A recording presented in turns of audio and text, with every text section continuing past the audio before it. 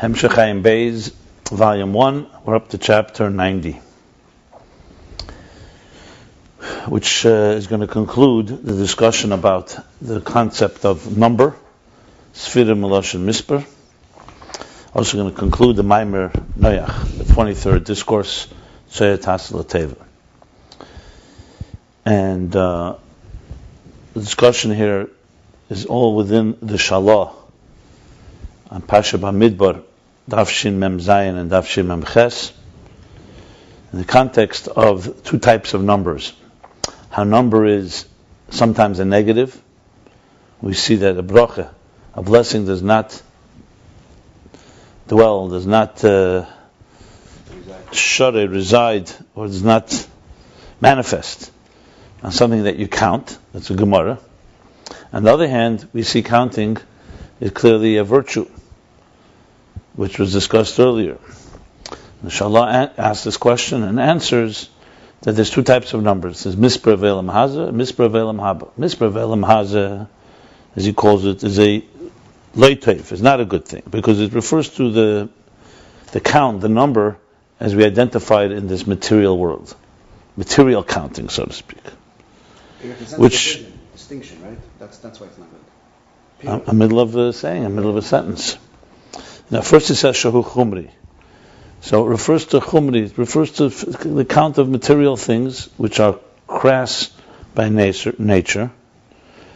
And this misper is enetev. This is the language. Shenisper, shenisper, kol prati levade ozu pirid. Because the count focuses primarily on the distinction and the division. You could even say the things that make us divisive, pirud.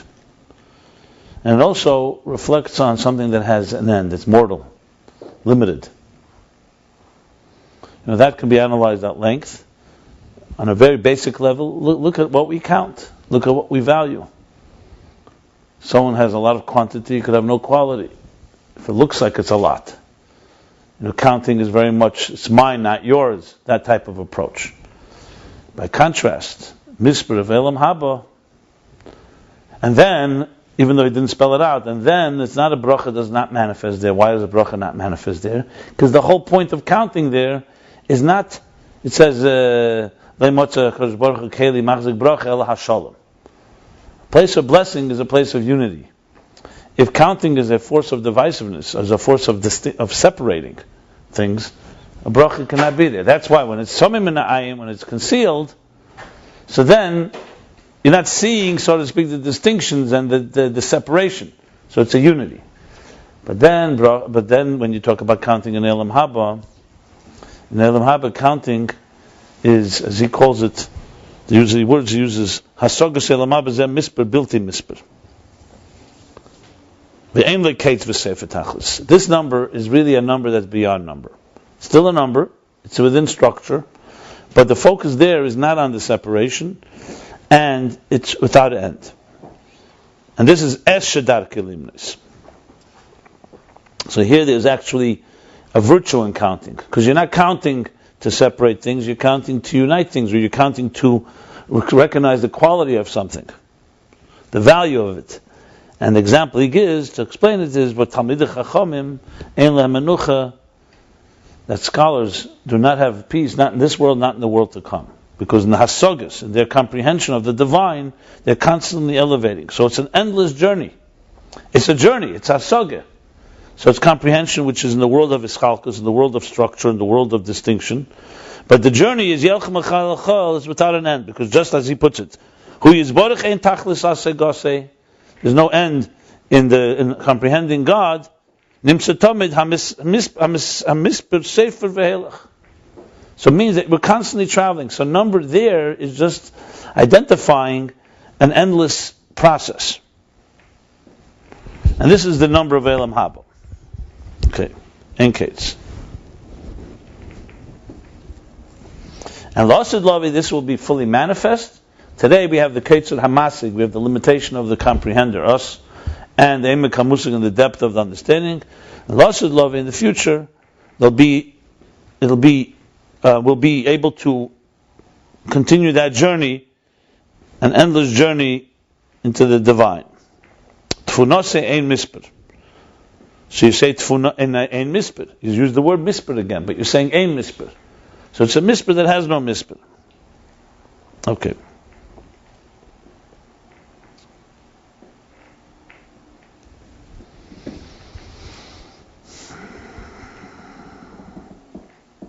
Yeah, and Bepashtus, the thing we said, was simply to emphasize that there is distinctions there. That's the key. There is a chuppah, and they're not nichva, and they're nichva one another. But right, so everyone has their so-called department, and yet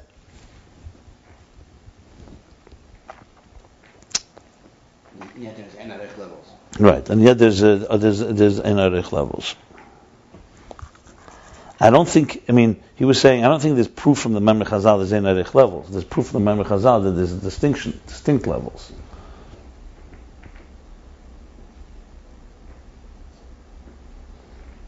Yeah, but you could also say that, because at some point you have to say the enerich levels, because you have enerich Talmidei Chachamim. So then, in that sense, but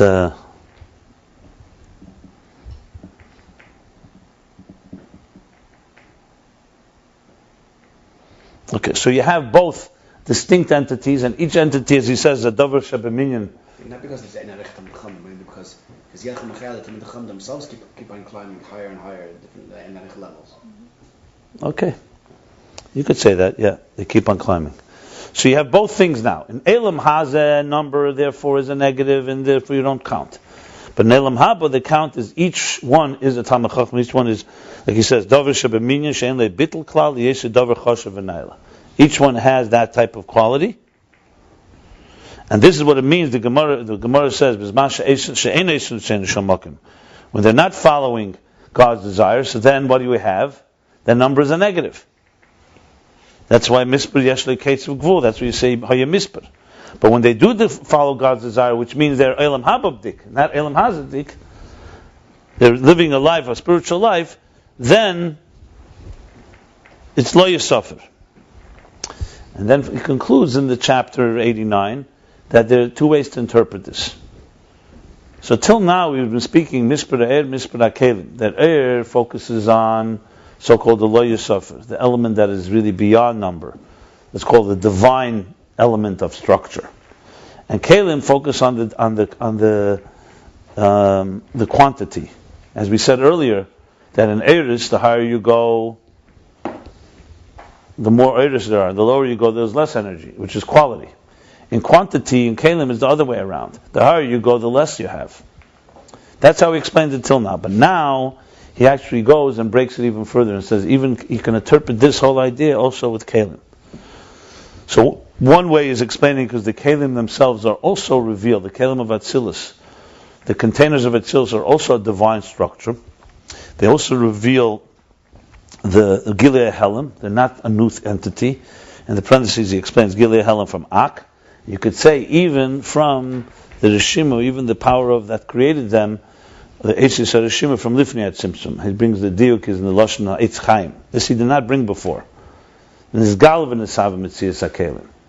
Till now, earlier he discussed, and he brings it from Vayichan, that Kelim compared to their source before the Tzimtzum is Yesh Mayim. And Eiris compared to their source before the Tzimtzum is Gilei Helam, the 10 hidden spheres. But now he's adding that also Kelim, you can say that. So there's an element of that they're infinitely distant in the fact that they become substance. On the other hand, they're elikus, they're mamash divine. So you could say that from the perspective of the keich ha-mesaper in the Sefer, in the Misper, that if you look at the number itself, yes, like in Biyah, if you look in our world, a number can be a number. We said a number of Elam Hazah. It's a very chumrizdika thing. It's a coarse entity, focusing on the separation of things. But if you focus on who counted this number, who placed this number here, meaning the counter of the number, the keich ha-mesaper in the sipur, in the misper, there you're already now touching bligvul. So it's a gvul in its manifestation. But like he says, ein sof is pashtusa. That even from the perspective of the containers, they have the power of the divine. So chesed is chesed. It's a structure called chesed, not gvura. but it extends infinitely. That's one interpretation. So in other words, not just the energy, but also the containers themselves have a power of Ein Sof, which we can, if you think about it further, essentially we really learned before that there's two ways this manifests. One way in the shamas, let me just finish. The one way in souls, that souls, according to one interpretation, remember that souls come from Kalim, Pnimius HaKalim. And the souls themselves are Nitzchim. The Shamash and the Tahiri, even how they are below, and that's why we count them. So from that perspective, you see that even the Kalim have in them Ein Sof. And even the Kalim, like, for example, the Tzvah Shamayim, which on their own, they're Bali Gvul.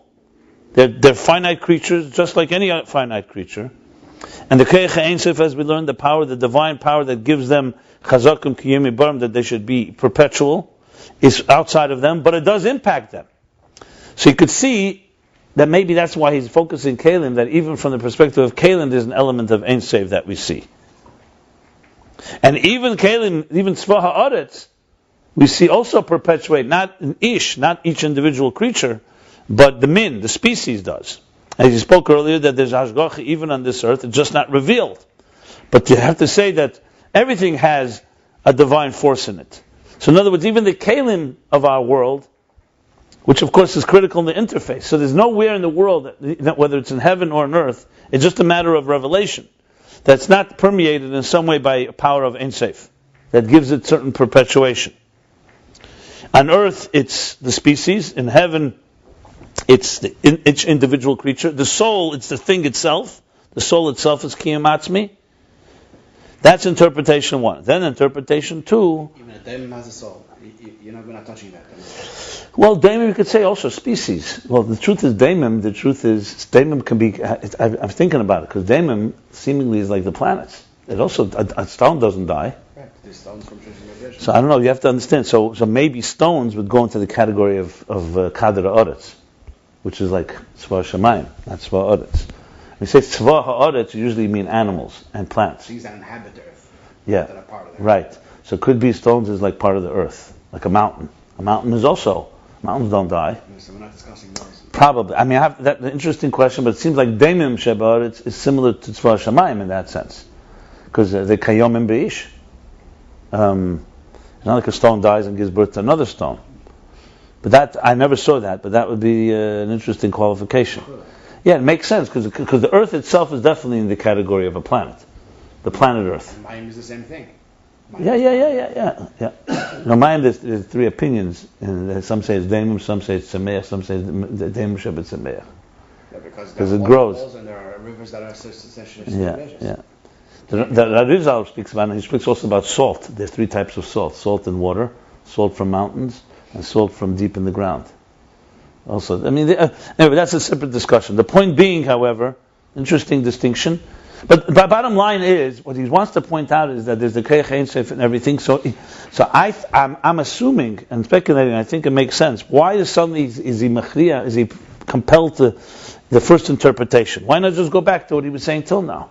That the two Elam Haz is Kalim and Elam Haba is Eris. But he's saying no. There's an element of because Kalim too. Now, however, with Kalim requires effort. Remember, we said when a person Baruch Hashem Taaseh, there's Ashgacha Pratis, there's divine providence in everything you do, but you have to recognize it. In Tzohar Shamayim, you look at it, you see, you don't need to search. In on this world. So in other words, our work is to reveal the Ein Sof in the Kalim. Sometimes it's not revealed. By a Geula, it's revealed. In Golus, it's not revealed. And then there's the second interpretation.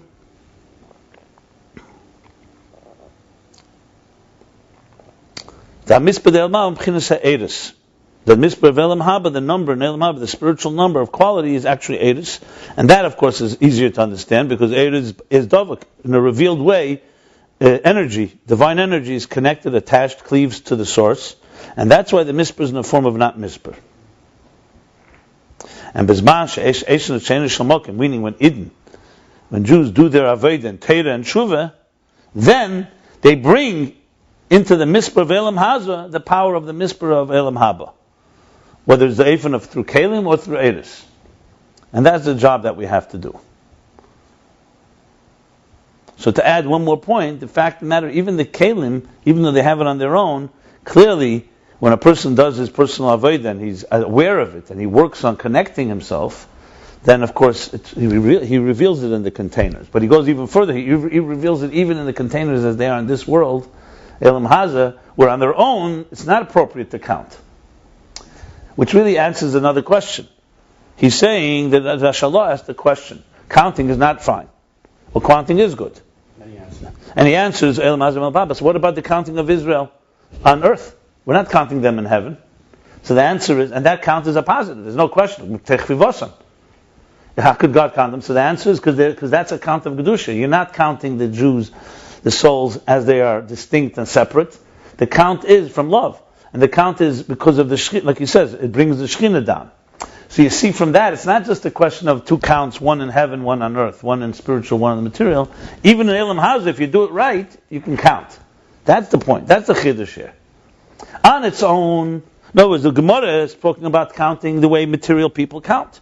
Counting money, counting, you ever see, like, for example, I can't stand when I go out to let's say you go out to take someone out to lunch, and they want to split it. I always say, you know what, I'll pay for it all this time, next time you pay for it all. The idea of splitting right away focuses, there's yours and there's mine and so on. We're friends. I'm taking you out today. I'm not saying, of course counting matters. I remember my father told me, when my grandfather was arrested in Moscow, so he was a little boy, he was 6 years old, 7 years old. Him and his younger brother, Saul. And my grandmother everyone thought that was it, that she's an aguna basically, or a widow if they could prove it, etc. She was a young woman in her 20s. This is a young man, just married. I mean, this was common, it wasn't like, but he told me one thing that always struck me. He said to me that one night, who was the chassid in Moscow? It was a famous Bespilov. He was well known, he was a big Baal Chesed, and he did everything to help anyone through those difficult times in Moscow. Come to me. So he came one night, he knocks on the door. It wasn't a family, he just came in, he put down a few bags of what they call tzenelech, some serious money, relatively speaking, and he left. He said, you'll need it now, and that's it. And I asked my father, was this common? He says, yeah. He says, we had no bank accounts. We had no retirement accounts. There was no mutual funds.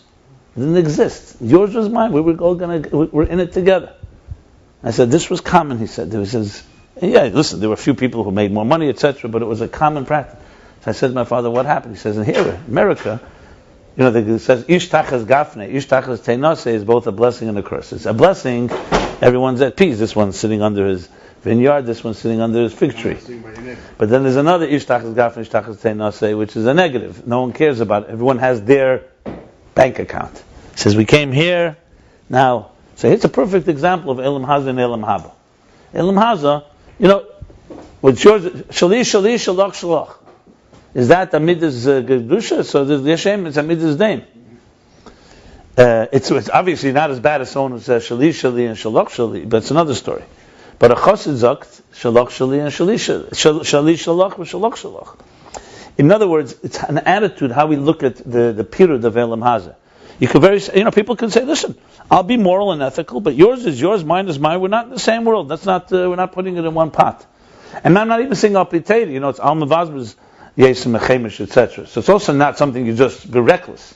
But the idea that we are separate, period, is hepech of everything of Kedusha. So the problem is not the counting. The problem is how we count. We count Elam Haza. That's how we count. The Mitzvah Bnei Yisrael, the Minyanim that were counted by before Mitzrayim and after, for example, that was the counting because of the preciousness, like the Zeriyah, as you said. When you Zeriyah, when you plant, and when you gather, that's the value of it. So that's being mamshich. You're drawing down the power of the whether it's Keyach Ein Seif. Bottom line is the divine. As soon as you identify the divine element in it, the whole thing changes. Then the same thing that was called distinction and separation becomes Kedusha. We spoke about Yom Echad, Yom Sheni, Yom Shlishi, Yom Echad, Yom Sheni, Shlishi. That the first day was Achdus. That's why he Vayim Elokim Kitev. Vayad Elokim Seir Kitev. Right. Second day was born Machlekes, separation between the higher and the lower. So per se, it's not necessarily bad, but it can become bad. And Yom Shlishi, we see Shalom, which is you reveal the Elikus, you reveal the divine unity, even in distinction, which is only possible when you have separate entities. I'm just explaining, he didn't spell it all the way out, explaining what's going on here. Because now he's going to go to another side of it, next chapter. Now, I know you wanted to say something. You answered it. Huh? You answered it. Okay. Good. I just want to add, before we continue, I realized this whole piece, actually the whole piece about Mispar, from chapter 80 all the way through here, not from chapter 80.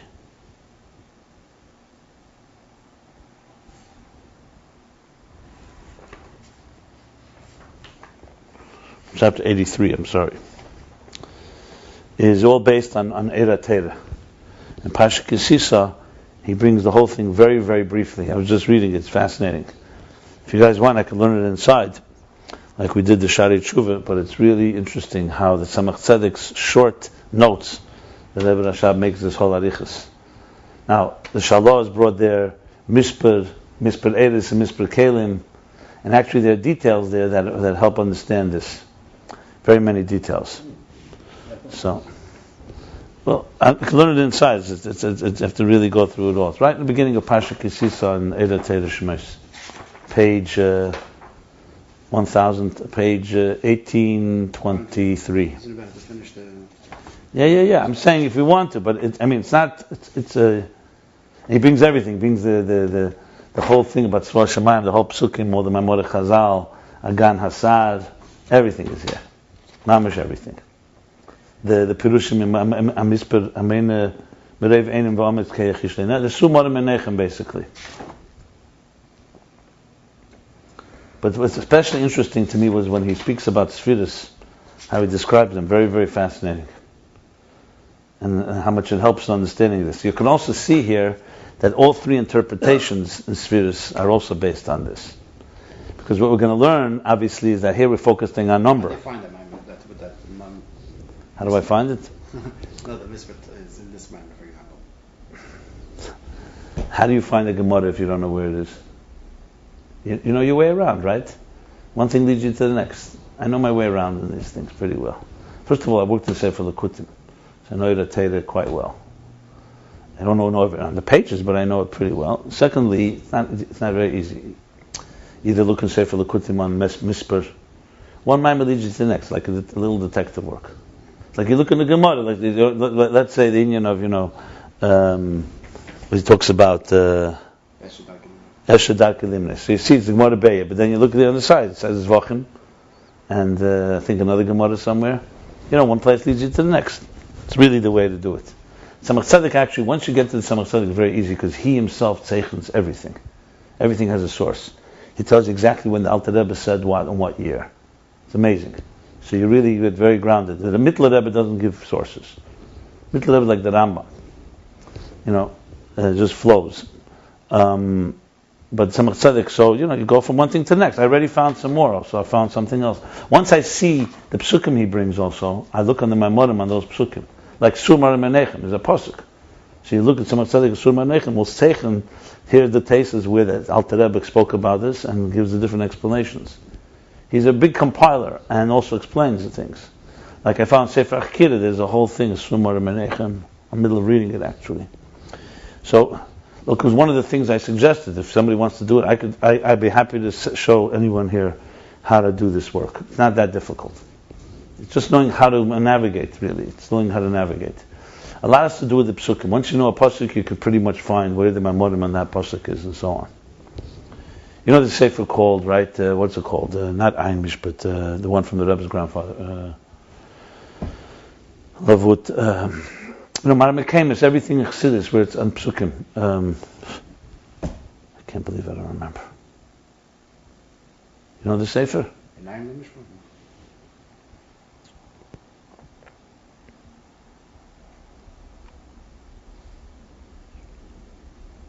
He lived in the time of Tzemach Tzedek. Tzemach Tzedek brings him many times. He brings all the places that explain any pasuk in whole of Tanakh. In Nigla, Gemara, Medrash, Zohar, and all Svarim of the Alter Rebbe and Mittler Rebbe. Yeah. You never saw the Sefer? Maybe I did. I just. Yeah. Then the not Chassidim made a Sefer to compete with that one. Told Teda Ksuv of HaMeseder. But he made the earlier version, and for some reason, huh? No. It'll come to me in a minute. It's like an Ayin Beis. And I mean, what do we have? In Chumash, you also have it. What do you have there? The guy who writes all the Malmikemus. Tol Dasan. That's the name of the Sefer. Tol Dasan. Yeah, I think it's taken from there. That's only part of it. Okay.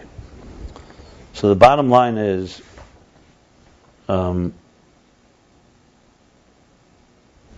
was going to say one thing I did say here.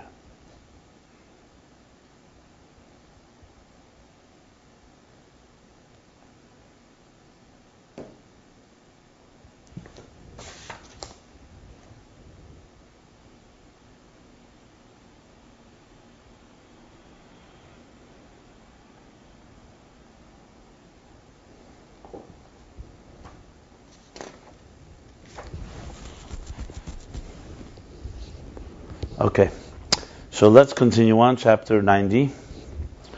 After explaining these, the combination of the Misper and beyond Misper, and how they are connected through Aveda. So to sum up, basically, we have Misper of Eris, which reveals the divine Shir Atzme B'Keach, how God envisioned the structure of existence, but it focuses on the energy element. So it's more on the divine image of the structure. So that's in a very revealed way, reveals Gvul. That's Misper. However, the number there is very intangible and doesn't really become a number defined until it enters containers, as we spoke earlier.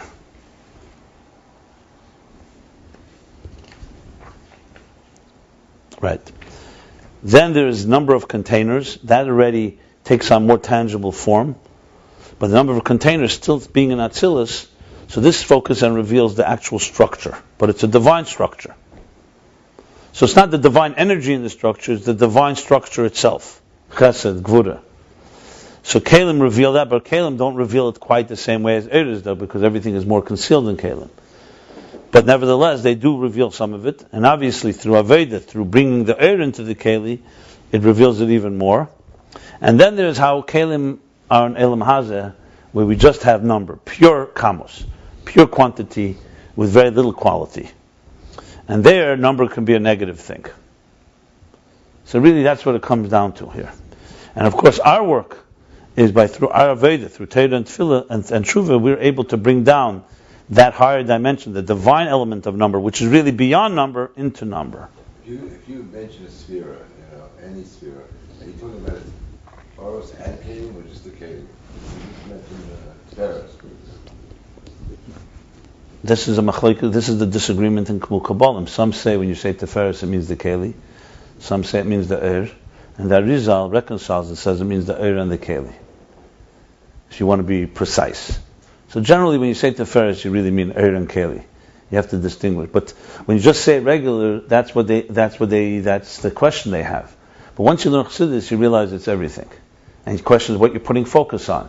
Like I said with mitzvahs, are you focusing on the detail of the mitzvah, or are you focusing on the inner intention? And not one is right or one is wrong. You can be doing both at different times. It's a tremendous lesson in life and how you balance things. I want to give an example, by the way, again with Kamus and Echus. Here's an example. I spoke about this, tzedakah, charity. So charity is with money. The main charity. The Alter Rebbe explains that money is chaya nafshe, and it's the whole nefesh habamis, because it symbolizes all of us, all of my ego, my investment, my ingenuity, my time, my energy. Money has become the so-called symbol of value. So therefore, you don't want to give it away from yourself, because it's like giving of your flesh and blood, of your being. That's what he says in Tanya. And that's why tzedakah is the biggest mitzvah, Because when you give tzedakah, you're not just giving a part of your taivus or part of your nefesh habahamis, you're giving all of it. Which is both explains why it's so difficult to give and the power of giving. Okay. But let's talk a moment about number, because it's a good example of volume. In this world, the people, they count money. Who doesn't count their money? And people may accumulate all day, they look at what their numbers are, what their net worth is. Like the question that's asked, I use it as a title in many of my talks, is your self-worth defined by your net worth? By most people it is. And we know that's really unrelated. It's become a way of defining self-worth. And that's why if your net worth goes down, your self-worth goes down. And that's why there were people able to commit suicide when they lost money. Billions of dollars. How is that possible? How could money be more important than their lives? Because that became their life. That's the definition of their life. More people commit suicide when they make a fortune. Okay. So that just... yeah. Now, point being is that, it's his pride. Everyone saw him that way. He can't face his friends, or whatever the reason is. But people money now. But it's not only that reason. Even that, in most cases, it wasn't that, the depression. It wasn't because they owed. It was ultimately the embarrassment. And then once you worship it so long, once you don't have it, you feel you have nothing worth, nothing left. The point, however, is Torah doesn't tell us don't be prosperous. It doesn't say the meek shall inherit the earth, the impoverished shall inherit the earth. It's a bracha. Ashirus is a bracha. We give people a bracha for wealth. Right. But the answer is because money represents what God wanted, a world that could confuse and deceive itself into thinking that material matters. That you should realize, and this I remember the Rebbe saying the Sikha that by Ze Yitnu, that he showed him a Ma'as Be'er Shalesh. God, what bothered Moshe Rabbeinu? It came to the Menorah, you could say, Menorah to make from one piece of gold. The Chedesh Hazel Lachem, how do you Chadesh Levana? He didn't see a moon. All the different explanations given. The Shrotzim, you need to be an expert. But Zayitnu, what was the big thing? One Sikh, the Rabbi asked this question. What's the big thing? He says, take a coin, and you're giving it. It's what's the lashon there? It's a kefer l'nafshe, the chaper al nafshe seichem. So the Rabbi says, because he understands, how could a gashmizdik coin be mechaper al nefesh? Nefesh is ruchnis. Chet egel, or however you explain it. How could... And that's why he showed him a madbei shalesh. The Rebbe says, how did that help? What's madbei shalesh? Why shalesh? Because it showed him the madbei really is divine fire if you use it for the right thing. Use it for the wrong thing, it's just a gashmizdik thing. On the contrary, it makes you separate from others, and money can be the cause of the biggest machlekes, as we see. But if you use it for kedusha, you realize why God blessed it to you. The madbei itself comes esh. I'm just giving an example how mispr becomes le mispr. So something that can be counting, that can be a negative thing, that focuses on the separation we have. I'm wealthier than you, therefore I go to places you can't go. Which is essentially the ego trip that anyone that has money, the point they don't even know it's an inside club. It's all about status. That is all based on a Gushim Dika and a Chumiz Dika perspective. There's no God in that. That's me, as opposed to you. That's like the ultimate epitome of number as selfishness, as narcissism. When a person gives dak and madbeya shalesh, the same madbeya, count it. Adrabah, give a lot of charity. Let's count your charity. But the number itself, the structure itself, the elam hamisper elam hazeh itself becomes lo yisafir, meaning the quality of something that's beyond just defined numbers. And that's what the Eibishter wanted in the Keyach HaGvul. He wanted a world of Gvul. He didn't want a world of Bli Gvul. He wanted a world that's structured, and not just structured, that's fundamental structure, and he created human beings separate from one another, even though we're really one, but he concealed that fact, and you feel that you're separate from someone else, and mine is me, shali, even api halacha, chayecha kaidmin, which means there's you have to take care of your life first. Clearly, there's distinction. But he wanted us to be wise and understand that distinction is not meant to separate you from others. It's meant for you to be an individual that connects with others. Just like musical notes. Different notes, but one song. Or like parts of a body. Different parts, but it's one body. The world, nature. That's a multitude of different forces. But they're all working toward one cohesive, one symmetrical end. But here we have bechira, choice. Are we going to understand the meaning of our distinction, which is the Keyach HaGvul of Ein Sof, or are we going to be deceived by it and say, what's mine is mine, it's yours is yours, I don't want to have anything to do with you, or if I do, I want Like in this world today, anything you give, everyone counts. I owe you a favor. It's always, you don't give anything without getting in return. It's like the rule of existence. The mask is the reality, but the mask is the reality. Yeah. And this, of course, tzedakah is the best mitzvah that challenges that premise, which is why it's such a powerful mitzvah, because it challenges the premise of pirud ha'elam. And we all know, everyone knows the tests. We all have our times where, there's me and there's someone else. And when you say a chassid, mine is dainer, and what's mine is yours, it's not just words, it really means it. Now, does everyone live up to it? It's another story. But I'm just trying to give an example how real Aveda, how misper becomes bli misper. You could also use the Kusi Lepler or was B'yamin Kletzke, where he made the calculations. Every month he wrote, Chodesh Tishrei, here's my income and expenses. Cheshvan income expenses. It came to the bottom line, he wrote Eined Movade, the total. So the Rebbe asked the question, if he's thinking about God, there's nothing but God, on every line he should have said Tishrei equals Eined Movade, Cheshvan Eined Movade. And the Rebbe's answer is no. That's not the code. Then he shouldn't be a businessman. He should go to KOL. He's a bottler. If he's a businessman, he has to know his calculations. He has to know what he made. Masha matam ba'amuni. You have to be ethical in your business. You can't say everything is God. Who really cares whether I made or lost, and so on. You have to have accountability. But then, when you want to know the total, that's only a means. What's the sum total? That's nothing but God. The Rebbe brings it about Yosef. I mentioned this already. But Yosef, as opposed to the others, they were all Reyet Sein. They chose to be shepherds because they didn't want to be involved in Wall Street and the marketplace. So they lived in peace, and sheep are docile creatures, nature. Yosef also began as a shepherd, but then he was forced to Mitzrayim. He became the first Jewish accountant. That's what it says in the Targum Onkelos. And then he became the viceroy, who managed and ran the whole, turned Egypt into a superpower. Grain was the commodity then, instead of oil. He balanced the budget. Well, more than balance, they had a lot. It made them into, it says, it became the Ashirus of the world. Surplus. Yeah. So bottom line is, what we know from, and the Chiddush is that the others were not Silas. Chiddush is Yosef is yesod, which is power to Malchus that goes into Biyah. And even when he was in Erves HaOretz, in the lowest of places in the world, Mitzrayim, not only was he not impacted, but he retained his spiritual quality. Look what the Seder Hayom writes about why Mincha. The Eibishter answered Eliyahu Navi by Mincha. Why? Eliyahu Navi. Why Mincha? Why the afternoon prayer? Because the morning and the evening prayers, even though they're longer, they have a Shema in them, are in the beginning of the day before work and after work. Mincha means while you're in work, you tear yourself away. While you're in Mispur, you go to a place of Bli Mispur, that's your Mamshech.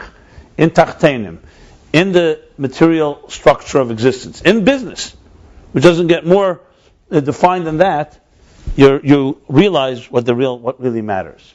There are many examples. I'm just trying to ground it the whole thing. I wanted to say one more thing, which I neglected to say yesterday, was talk about Kelim Atzmim and Kiyum Atzmi. The first mimer of the Frierdiker Rebbe is Zocher She'asel Cha Molek. And that was the last mimer from the Rebbe Rashab. So the Rabbeim generally, like the Rebbe started Basel Lagani, the Frierdiker Rebbe was the last Basel Lagani. So in this mimer, Zocher She'asel Cha Molek, the Frierdiker Rebbe speaks about Kelim and Eris. And he speaks about Eris Anitzchim, obviously, because they have Kiyum Atzmi, because they're a reflection of the bittul that they have to the source, therefore the Me'ain of the source, Me'ain HaMoed. But then he says also Kelim, because the Kelim of Atzilus, also Kedusha Le'zazim Im Kema. Kedusha never leaves its place, like we talked about the Beis HaMikdash, like right now the Harabais, because the Kelim were saturated with the divine power, so even when there's no building there, it still retains Kedusha. And the same thing it says about other things. Kedusha le'zazim im kema. There's a halacha difference between tashmishe mitzvah, tashmishe kedusha, etc. Some things, for example, tzitzis is not the same law than when you find shemus from a Sefer Torah or something. Because it's all a question of how much it permeates. But it permeates to some extent, and then some things doesn't permeate at all. Only shemus l'chol. Huh? Right. I'm just giving examples. So the Tashmish Mitzvah, Tashmish Kedusha, there's a few other levels. Chefza Shel Kedusha, like a Sefer Torah, you have to bury, etc. So then in the middle of the Maimer, he brings a Maimer HaMuzgar. He says that my father told me that he was a young child. He was once playing, or he was in the room, the Yechidus Simmer from Zayda, the Reb Marash. And my father told me that suddenly my father, his father in other words, the Reb Marash, walked in. So he hid in the corner. And he says, my father, in other words, my Zayd, the Reb Marash, was dressed with a kapote, with a gartel, like when he would go into Yechidus to his father, the Tzemach Tzedek. And he stood at the table and spoke to him just like he spoke to him b'chayav. And this is what my father, the Rebbe, Friedrich Rebbe, says. My father told me he saw as a little child. And the Rebbe, Friedrich Rebbe continued. Obviously you can understand why he's saying it in the first Maimer. And Friedrich Rebbe continues. What's the pshat? Because the kelim of a tzaddik, he says clearly, the table, shulchan, the kisei, the kol chveitzav, are kayim nitzchi, because also kelim are nitzchim, not just eris. So you could say the neshama is nitzchis.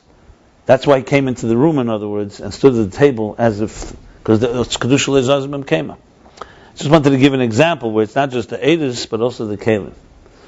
I tell it usually when they ask me very often to say a few words to people that go into the Rebbe's room. So, a lot of times they bring some dignitaries or guests, so I speak often to them, so I always tell them the story. I say, you're not walking, it's not a museum here. This isn't just a place you come to check it out. It's a holy place. It's a room where the Rebbe would say about the Friedrich Rebbe that 10 years in a row, consecutive years, this is where he did daven and learned. So I told them this is a place where over from Tavshin Aleph, so we're talking about 50, 60 years. And we know what the Rebbe told Shazar. The Rebbe told Shazar when the Israel was putting pressure, the Rebbe should go see him because he's the president. It's not right for a president to come see a Rebbe. And the Rebbe, and he had a lot of pressure on him. Rabbi Shmuel and others went to him, and he ended up coming to the Rebbe, obviously. So the Rebbe told him the first thing when he went in. So the Rebbe wants to ask him. No, that's a different, completely unrelated. So he told Shazad, he said, this room here, thousands of neshamas have cried, poured out their hearts and souls. And from here went tefillas from the Rabbeim, because Friedrich Rebbe also was in that room. He said a maimer in that room. So you understand why I didn't want to come to you. That's what the Rebbe, it wasn't about individual, who goes to whom. It was this room, the power of the room. So this I couldn't bring. Huh? The lesson was, because you can't bring. Right, this I could not bring with me. Right, exactly. So it's a good example of kelim nitzchim. That not just the eid, but also the kelim are nitzchim. If you look it up in the Maimer, Zocher Tofresh Pei. It's unbelievable words there. I'll just add one more thing since I'm telling the story already. In Vayikra Tofshin Nun, not Tofshin Nun, I'm sorry. Vayikra Tofshin Memches. The Rebbe brought the whole story, because in Vayikra he talked about the Nisim we say in the beginning of Chedesh Nisan. The Rebbe was saying, why do we say the Nisim? He said, because like we say at the end of the Nasi, Hirotzen, it should be, that each one of us has the Nasi within us, that Shevet. So the Rebbe can discuss the Mile of Nisim. And also, it was Meramis to Yud Aleph Nisan, of course. And the Rebbe brought this story from Zocher Tofresh Pei. The story is, I just repeated, that Friedrich Rebbe writes, first Maimer that he said as a Rebbe, that he's talking about Eres Nitzchim and Kelim Nitzchim. What we're learning here, that even Kelim have Akim Nitzchim, Kedusha Le'zazim Kema. So he brings that the Rebbe Rashab, that his father, the Rebbe Rashab, told him a story. That when he was a child, he was once in the Yechidus Simmer of the Rebbe Marash. And he saw the Rebbe Marash walking with a kapote and dressed like he was coming to Yechidus of the Tzemach Tzedek, and this was after the Discourse of the Tzemach. So he hid in the corner, the Rebbe Rashab says, and my father stood there. He says also his lips were moving. And he stood there exactly as he stood when the Tzemach Tzedek was there, speaking. He stood at the edge of the table, So he says, why? Because it's not just the Eir, but also the Kelim of a tzaddik. His shulchan, kisei, kol chafetzim, his room, is Kedusha Le'ezazmim Kema. I was just giving an example of Kelim Nitzchim, Nishnar Eiris, which is the two things we're talking about here. So, the bottom line is, obviously Kelim are far more complicated than Eir in this sense, because a Keli is already the structure of existence. An example I gave also was Matbeya Shel Eish. You take a Matbeya, and Matbeyas are counted. I mean, the ultimate of Esher Darkei Limnos, I guess, is money itself. You don't give people piles. You count every penny. And more than once. You ever see how the bankers count? They know how to count well. They make sure. And money is the ultimate epitome of, you could say, of Pirud. As he says in Perek Lamed Zayin and Tanya. Because it signifies how we're separate. It could be the worst force in life in that sense. And when you give tzedakah, that's the chapra al nafshei seichem, it's matbeya shel eish. You take, the Torah doesn't say be poor. The Torah doesn't say be, the Torah says have ashiras, but understand berecha b'chol asher taaseh. Understand that the mispir is bli mispir. That's the bottom line. Which maybe also explains why kol asher leish nitin ba'ad nafshei. So the Alter Rebbe says, mevazbez al mevazbez, you shouldn't go more than Meiser or Chemish, not more than Chemish. You see, people have. So he says because it's ba'ad nafshei. Because when you know that you feel it's nafesh, it's not a matter of kamus then. It's a matter of soul. It's quality. You'll do everything to save a life. So ba'ad nafshei, also nafshei ruchni, that he says there. In those situations, you can give more. I also heard I once saw a pshat from the Baal Shem Tov. I think it's in maybe Baal Shem Tov al Teira. I mean, it's quoted from maybe from the Teildes. He says, the Baal Shem Tov says, but it says mevazbez, al mevazbez. It says when you feel it's bizbuz, you feel it's a waste, then al mevazbez. But if you feel it's not a waste, then so the Baal Shem Tov teaches. Just like the tzar in the sukkah. Yeah. When it rains. Right. If it's tzar, then you put it. Yeah. Right. Exactly. Anyway, so let's move on to Perek Tzadik. Omnom. Which, as I say, sums up the whole thing. Omnam lohavin mashakos vashalah, the esh darkei limnos hu hamispedei elam haba. V'kol shedarkei limnos zehu hamispedei elam hazeh. We still need to understand, however, we need to understand the shalah, where he says esh darkei limnos mispedei elam haba, like we just learned before, because in elam haba, the focus is not on the pirud, not on this distinctions, focuses on the quality, and growing in appreciating godliness. And there, es shedarkei limnos, that's misper elam haba. Kol shedarkei limnos is misper elam hazeh, because in elam hazeh, as he said, is the focus is on the individual thing. So not everything has real value. It's interesting. Elam hazeh, you could also say, is a level that's even lower than kol shedarkei limnos. Things you b'chal don't have value. You know, there are a lot of things we count that like you have when they sell what do they sell? Waste. You know, when they sell they call them metal, scrub stuff, scraps. So they come and say, take this whole thing, a ton is for this and this. Then in there, you may find a gem. So be it. But so that's even lower than kol shedarkei limnos, I would guess. Right? There are things like that. Because Elam Hazeh, even though he says Elam Hazeh's minion is not good, but you can't say that everything in Elam Hazeh has no value. There are things that do have value. But it's not. Yeah. Right. Okay, so we to understand that the distinction between these two. V'gam, also we have to understand ein amuven haloiksiv ki kol b'shamayim v'oretz the achid b'shamayim ba'ara, which is the targum. Ki kol b'shamayim v'oretz. It says kol. The word kol is referring to a mila. Kol b'shamayim v'oretz. Everything the achid, the targum teaches the achid, meaning all united. Not just kol, not everything, but the achid is all connected, all united in heaven and earth. The kol of b'chinas yesod, because kol is the level of yesod, hamakasher and mechaber, that binds and connects and unites. Ve'echua mispedei elam hazeh. So how could you say the word kol? Here's the deal of kol and es. I looked it up in Gemara. The only thing I found was Rashi says the reason it's S is because S, this is, and kol is a broader word, but there's no real diuk in the word S and kol, because what does S and Shadak limnos mean? The thing that you conventionally count, and kol Shadak limnos, everything that you usually count. It doesn't have real havana in Nigla. But the pshat is, yeah. S means that you only count. Right. No, you understand. Rashi says, I think, by S in Beya, he says S, that S, like referring to like Marabat Bevayim Z type of thing. Anyway, so he's asking here,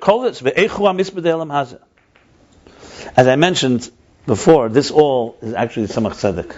I found it in Tzemach Tzedek, asked this question. And not just this question, this whole Hamshach Hanyonim, without the biur of Arichas, is from the Tzemach Tzedek in Eira Teira Pasha Kisisa. Anamayim Kisisa. Sreish B'nai Yisrael. Everything. Also Agan Sahar and the Midrashim, the whole works. Merei V'einim V'emetz, the Nitzchis of Tzvah Shamayim. But very brief. Like here, he doesn't talk about Neshamas, Eiris, and Kelim. He just says briefly, but it's very interesting. When you read here, you see how it develops. Very interesting contrast. So that's the question here. So two things. Lahavim, we have to understand the shalah. Doesn't say why, it just says general to understand. And this question about kol. Ha'inyan hu, the inyan of this is alpi mashukos of yetzer eir ubeir ra. Yetzer, he shapes light ubeir ra and creates evil. V'omer azal brachas. Daf Yud Aleph Ayin Beis. Ksiv ra v'karinon hakel. The Gemara says that it says Ra, but you call it Hakel. Hainu mashanu emin bebirchis yetzer ubeires Hakel. So the pasuk says Beira Ra, but we don't say that. We say Beires Hakel. So we're using Kel on something that the pasuk uses with Ra, which is evil. Lishnamalya. That's the Gemara. Because we're not going to say Beira Ra, we want to use a positive expression. Hadikinu es Ra b'shem Hakel, shu Kel. Why would Yaakov going to say Yeshli called? Okay, it's a good question. Fine. And Yeshli Rav. And Esav said Yeshli Rav. If Kol includes Ra, then it's You have a question, but also Kol is also yesod. That's explaining. One second, he's going to say now. 1 second. So how do Kinu? So from the Gemara we see Kinu as Ra. We give it a nickname. Kinu. We give it a name. We call Ra. We describe Ra as b'shem Hakel. Shu Kel. Huh? 1 second. V'chein mashme berabis achrei in Parsha Achrei reish Parsha Chov Beis a pasuk v'yisen eretz bakel. What does the Medrash say? Yisen eretz at the land, the virtue, the land, the value of the land that it has everything in it. What does the Medrash say? Afilu dvarim shatareyim miyusarin be'elam. Even things that appear or seem to be extra, superfluous, negligible, Kagain, zvuvim, pureshim, v'yetushin. Insects. What's the difference? Okay, zvuv are flies. Pureshim is like a mosquito. Lice. V'yetushin. Yetush is a mosquito. Mosquitoes. Literally, zvuvim, flies, lice, and mosquitoes. That would be a good title of a class. So even that. Avheim b'chlal b'riyosha shalelim diksiv v'yechula shamayim. Also from the word kel v'yechula shamayim. Huh? Complete. Fleas. He said lice. Fleas, lice. Okay, they're all. So even things that appear miyusarim, they're obviously not miyusarim. They're obviously not extra. Like even the spider, the story with David HaMelech. But even those are things. So you see here that the word bakel is not referring to a thing that's a very big quality. It's referring to something that you think is extra, unnecessary. And actually, we don't look at these insects as great virtues. They also are part of Shemil. That's what the Medrash says on the Yusun Eretz Bakel. Haregam Yitushim. Okay. Even Yitushim, let's say mosquitoes. Yitush in the Gemara in Mishnah where it says Afili Yitush Kadmacha, I think they don't touch mosquito there. I think it's touched their. Is it mosquito there? Yitush. Not just general insect. Maybe. It's a particular insect. It's so low that Right. it might be in a machnis. Right. Yeah. Machnis vein a moitzi. Yeah. Is there an example for a creature that's made to machnis? Since we're mentioning it. Mavazbis, yes. I know a lot of people who make say in machnis in business. In business, there are many people who do make say in What is biologically, like, just maybe you know, What's machnis being made? What you see, a leech, or a parasite. Okay, What the there's no expression. machnis ve'enemetzi, you have, for example, leeches and parasites or mosquitoes. They go onto the skin, they pierce, they take the blood, and then they gain right. Sometimes they leave you something, but not something that's good. They don't have the inner of Meitzi. There's no clipper, there's no something that's... Meitzi ve'ena machnis is a real clipper. It means, what's the lashon? The aluka. The aluka is mach. What's made in the Meitzi? Right. You're stuck in waste. You're stuck in Right. no waste. They absorb everything, those metals? Well, look, in Avei, the meitzi... They die. They kill themselves. It means they don't express. Meitzi ve'ena machnis is used in a negative way. No, machnis ve'ena. Machnis ve'ena meitzi is used in a negative way. It means that they take and they don't give you anything. In the world, for example, when bees, for example, take nectar from a flower, they leave something there. There's a exchange. And then there's creatures that just feed off of you and they don't give you anything back. Yeah. They don't give you. Yeah. Not meitzi, there's no waste. That's the man, when they ate man, there was no waste. That's not a... This is clipper still. Klipa means that it's parasite. You know what a parasite is? A cheptachon avdir, and he's just feeding off of you, and he doesn't return anything. A parasite. Yeah. That's what a parasite is. I just was reading a fascinating article, a scientific article, that they're discovering parasites. They go into the brain of certain animals, and they control the whole nervous system. They control the animal to keep it alive, so they should feed off of it. The animal is no longer in control of its life. It's like a virus, but it doesn't want to kill the animal. When it's finished, it kills it, but it wants to, because it wants it alive. It wants to feed off of it. So the animal goes, hunts, and does everything, but the parasite lives off of that.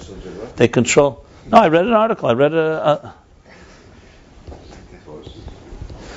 Look, everything has a lesson in life. Everything has a purpose. Remember, at the end of the day, most parasite scientists will tell you, do return something. For example, the parasites on big fish. They eat the fleas of the fish or of the animals. So it's true that the animal's getting protection because these little parasites feed things, take off bacteria. So it's not purely, but there's also the element of meitzi machnis ve'ena meitzi. But pashtus means machnis ve'ena meitzi means there's no waste. That's what pashtus is. Oh, you mean the technical language? Yeah, but in the context, yeah. Is that what it means? That by a mosquito, the meaning of machnis ve'ena meitzi is there's no waste? Are you sure? That's where we all learn. That's why we learn in yeshiva. Wash the pshat. Yeah. For years. Wash the pshat. We learn Whether it's true begashmis or not. Machnis ve'ena moitzi, he eats, but he doesn't make any excrement. It doesn't really... Doesn't take it. There's no waste. He observes it by himself. All blind by him. But listen, if someone calls you a meitzi ve'ena machnis, it's not machnis ve'ena meitzi. I keep confusing. If someone calls you that, don't see it as a compliment. Okay. No, that's for sure. I understand. No, I never understood that portion biologically. They have no waste. Does mean? Yeah, that's true. Then begashmis, then the pashtus is what it means. Is like that's begashmis. I don't know. No toilets. Like I think the Gemara... The Gemara says that by man. Man, there was no pselis. There's a book that went into the brain of Shittas. Yeah. It was that kind of a fellow. Yeah, but he killed him. He grew and grew. 7 years. Right. So there's a purpose he meant to say even for parasites. Yeah. For all the tituses of the world, they should have a parasite. But you like always to get the scientists involved, so I don't know, maybe you should. Well, but that's not the point here. He's not talking about pselis here. But meitzi ve'ena machnis, and this. First of all, meitzi ve'ena. It's incidental. No, it's supposed to be interesting. Is there such a? I don't know. Is it relevant to this Ayin Beis? He didn't even mention it. Right.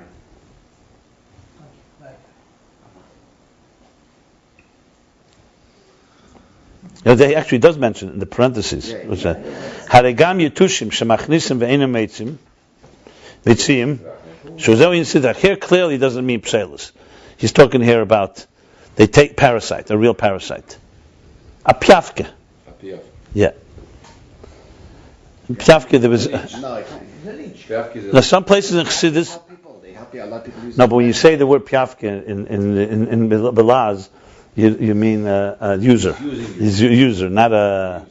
It says in places, it says Chassidus brings about piafkes that there's a mile in them when they take out bad blood. They used to use them for bleeding, whatever. Bankes. Yeah. But bankes is. It's like cupping. The cups. Yeah. They used to cook the cups. They do that in acupuncture. Yeah, acupuncture. Okay. So Harigam Yetushim, the point that he wants to make out that the word KOL is referring to something that has a negative implications. So even Yetushim, so clearly it's a mosquito, because that's Machnes Vein and Metzi. So then you Sitrachar, that's Sitrachar. Sitrachar feeds off, right, and doesn't return anything. Nikre Bakel. Yisn is Bakel. So this is all, he's coming to answer the question how you could say KOL refers to something negative when it's l'cheri yesod. He didn't say that at all. That's in the Aveda maybe. So KOL shadar limnos. Then he goes on. V'Ramak kosev b'kavonos ha'malchusa b'KOL mishola. The Ramak writes in his kavonos and siddur. The Ramak has a siddur ha'Ramak. When he explains the word b'KOL mishola malchusa, your kingship rules over every kingdom. What's the b'KOL? Meaning not just a few, but all. Also those entities, those sovereignties of klipa and sitrachre, of the negative.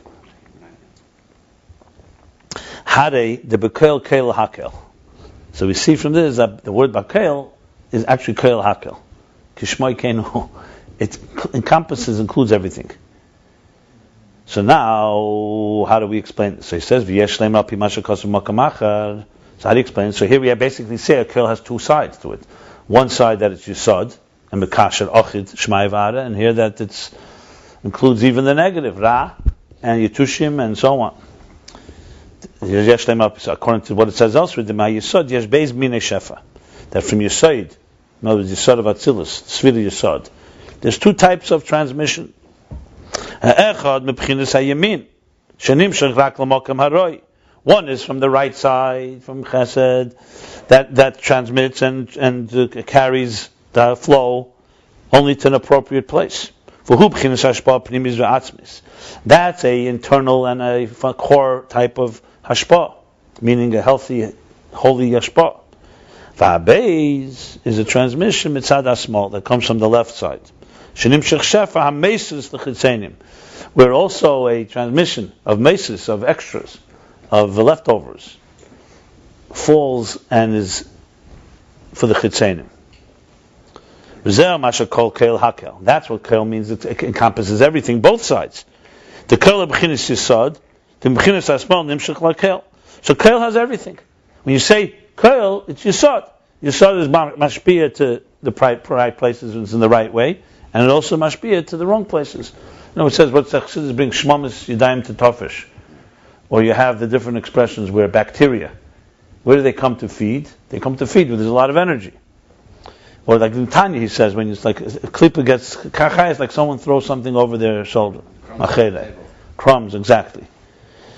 So where there's a lot of, this is a big yesod in Chassidus, where there's klipa, where there's like keiches atuma. Gather where there's like, for example, why dam hu nefesh? Why you're not allowed to eat dam? Because dam has so much nefesh in it. So that's where there's a lot of klippers. It's not, you can't have the power to be mevared it. Or the din is why gufei yisrael tamim, gufei akum are not mitam, because it's a kuf kodesh. The tumah comes wherever there's holiness. There's tumah. There's no kedusha. There's no tumah. Sometimes it's explained in the lashon. Called the Asher Rachmana is what's the lashon? Called Asher Rachmana is Sharlei kavase. Same thing. Yeah, sharle kavase. You find the heter whatever the. But bottom line is because it's zelu mazas alakim, and the fact is they do gather. Look, the fact is that the holier the place, like Kodesh Kodashim, is so subtle, like the Ravav al Talmud Chacham, al Beg Talmud Chacham, in a very subtle place. Even the little klippa is because that's where you can't enter it all. The holier the place, the bottom line, the more protection it needs. But so basically, all this is in hakel. Zel mashakol hakel. The kol b'chinas yesod, the b'chinas asmal nimshach lakel. That from the left side, it transmits to all. It's interesting. This is in contrast. Sometimes Chassidus says that Chesed is mashpiyah to everyone, and Gvura says someone doesn't deserve it, shouldn't be mashpiyah there. And Rachamim says you have to have Rachmanis. Here, basically, he's saying yesod is mamshich to everything. It comes from the tzad small, from the negative. Okay. Gam yesh leimer. So this already answers the question. So this answers the question that how could you say kol is on a number of elam hazard which is a negative? Okay. Gam yesh leimer. We could also say al pi mashakos b'lekut teira sev dibra maskul ki aharim yamushu. We could also say, according to what it says in Likut Teira from the Alter Rebbe, the end of Kiharim Yamushu, I think that's in Shir Shirim or Kisave. I think it's Haftarah. Where's Kiharim? I think it's okay.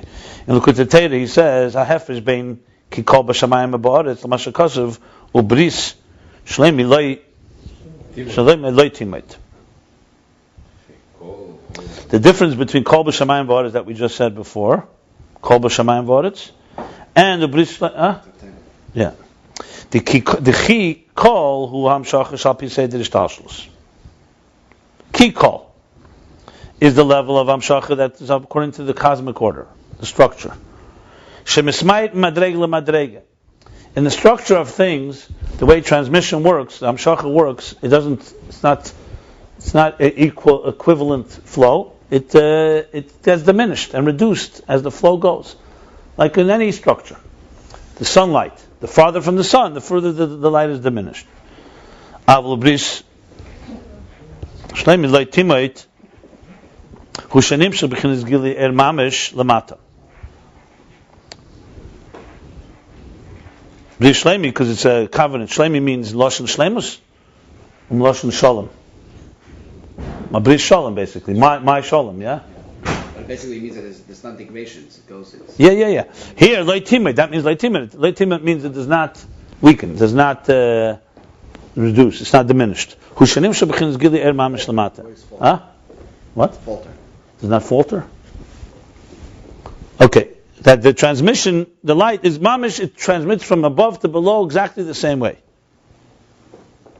Hushanim shebchinas gili mamish lamata, not in a diminished way. It doesn't say mamish the same. It just says the mamish comes down.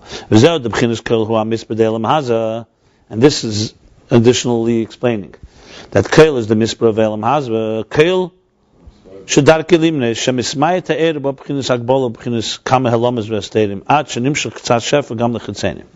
Why? Because kail refers to the level mispra elam hazva. Because mispra elam hazva, the energy, the divine energy, is diminished. And it comes in a defined way, with numerous concealments and hidings, till the point that it could also, part of the energy can also go to chitzenim, to the negative. So remember we talked before, let's use money again as an example. Or let's use Yem Sheni. God created a world of distinction. It's clearly a world of distinction. Morabu masecha, magavu masecha, there's daimim tzameach hay medaber. I mean, this world is defined by distinction. Is distinction per se a bad thing? No. Distinction creates individuality. Individuality means ein de'asei and shavis is a mila.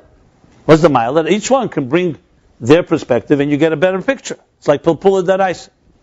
Mosaic. Huh? Mosaic. Like a mosaic, like a musical symphony. Each one contributes. But it also has a downside. If you don't appreciate what this diversity is, diversity can turn into divisiveness. So Yem Echad, there was only Echad. Yem Sheni was Nivra Machlekas. You have already two entities. So they can't say Kitev.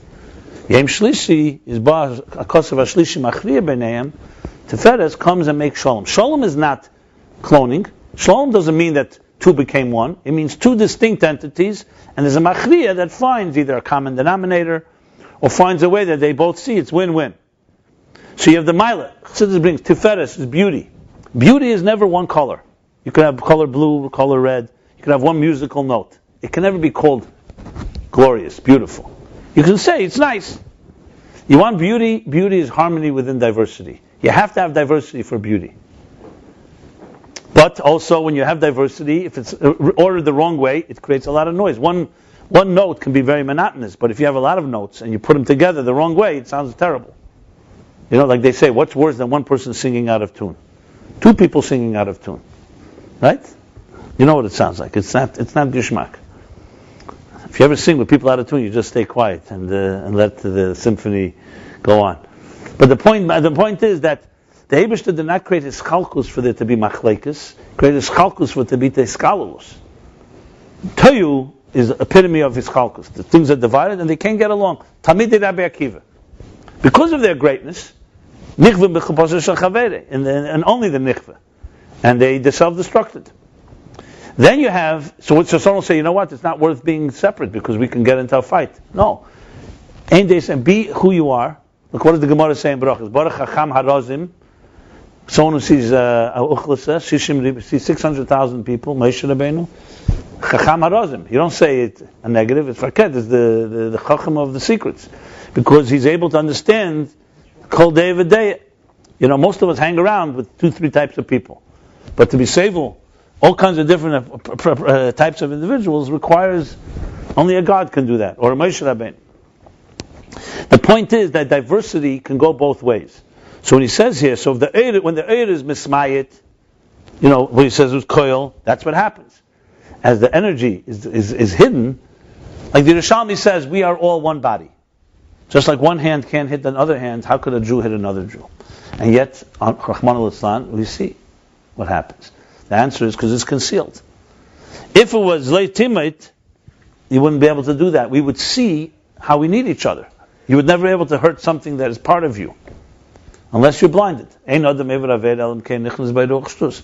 since the air is mismayit and the divine energy is concealed, like he says, that's koil. The misper goes down and down. So now suddenly something that was misper, the kavan of the Eibishter misper was that there should be diversity and we should make a dir b'tachtenim. Take diverse forces and make them one. Shem echad. What's echad? Exactly that. Echad is aleph, chesh, zayin akim v'aretz, and dal ruchas elam. Take the diversity and turn it into one. Instead, you take the dalad and turn it into a reish, it becomes pirud acher. So that's where it becomes a negative, and that's why KOL, to the point that a shefa could also come to chitzenim, and that's why the misper of Elam Haz is a dover leitev. So when you count that way, you're counting to separate us. You know, you mentioned the count on the hand, but they also did selections. That type of count, that's chitzeni. That's already negative. So that's what KOL is. So KOL, even though KOL refers to Hamshach, Hashpa, but there's an element of it that the Hashpa can go to the wrong places. Of course, our Aveda can correct that. That's why we need to have the Aveda. You can correct it and turn it into the proper KOL. So KOL, it's not inherently evil number. Except in Elam Hazah, when you talk, it's an Elam Hazah type of number, meaning it's a number based on Pirud, as the Lashon of the Shalah, Pirud. Separation and divisiveness, then it's negative. However, the level of Bris Shlemi, which means Bris Shalom is what said the Lashon by Pinchas, right? The covenant of peace, meaning Shalom. Here, Shalom is Achdus. Shanim Shagili Eir, where the energy, the divine energy, is transmitted the way it is. Ein Sham Shum Achiza. There's no hold. The externals, the unwanted forces have no hold.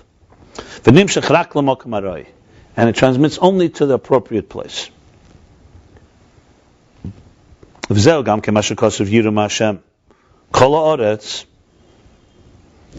kol. Kol oretz dafke, yiru Hashem, they should be afraid of God. The whole earth, the whole land should be yiru Hashem. Should be in awe of God. Kol ha'aretz dafke. Here's the word is kol ha'aretz, the whole earth. whole land. Dafke. What's kol? Af mebchinas kol shedarke limnos. Even the level of kol shedarke limnos, which doesn't necessarily have chshivus on its own. Shafilu hamazikim.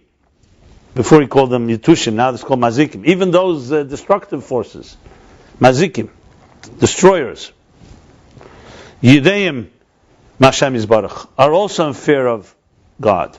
It's two different things. Yeah. This is the creatures, and this is even. They're not spiritual Mazikim. This is the Shadim. Yeah, no, I understand, but it's they have a similarity. It's not, yeah, no, I understand. Mazikim B'chlal talks about the Ruchnis Dike. But you could say that it's referring to the same KOL. Yeah. Yeah, but the truth is, maybe he does. But you have a shot in the Shir HaKovid. They all sing their praises. They're not afraid of us. Of God, I think they're afraid. They'd be afraid of Mazikim, the shape. It's like another animal. They'd be afraid. Well, it says that tzaddik, his body is not touched by when he goes into the ground, because they won't touch a dover kaddish, because the kedusha doesn't allow for achizas achitzenim. It says that Kufit tzamid tzaddikim are not metamed. That's not metamed. concentration camp. What? Sat Merav, when he was in concentration camp, he didn't have any. No, I mean everybody was infected with all kinds of lice and things. Yeah. He wasn't. He was not. No. Tzaddikim were not. Yeah. Who's this? I read about it. Yeah, but some of them were killed. I think it's worse than lice. No, but the Klausenberg was sick. Ben Adam. No, there's a bewusst word. Rabbi Yasser Leimer was in down with Yura and Tanya, the famous commercial Hazayna. Yeah. With the Ben Amelech. Right. So he's speaking over there. The commercial Hazayna Ben Amelech is the ruchnis, the klippus. When it comes to the Gashmi, it's mamish. Is the one that want to stop the yid from doing mitzvah before the mamish. Then their kavanah is like that Zoyna higher than other Zoynas. They don't know the kavanah. The original one knows the kavanah, that her job is really the Ben Melech Shudin is. Yeah. But the Gashmi is the Shoyim who want to stop us from doing the mitzvah. Yeah, ich verstehe. Satan upnina the Shem Shamayim niskavna. Here's clearly Nuchnistik Mazikim. I would tell you the Mazikim here is referring to what he said before. No, because this is Nuchnistik Mazikim. But something, when you read the KOL is KOL, because there's, anyway, Ruchnisdik and Gashmisdik and Mazikim are nostalgia from one another. Remember that. The point that you're making here, how do you know that the KOL refers to Mazikim? From that Maimar Chazal. That KOL says, even Yitushim. It's not bringing, This one, yiru Hashem KOL, it's including the Mazikim. How do you know it's Mazikim? How do you know KOL calls Mazikim in this pasuk? Anyway, it doesn't matter. It's the same idea. The point is even that KOL also includes negative, whether it's negative Gashmis or Ruchnis, and they too can be, that's what he's saying, they too are permeated. And you won't be able to understand what it says. Yeah. What is it saying with that?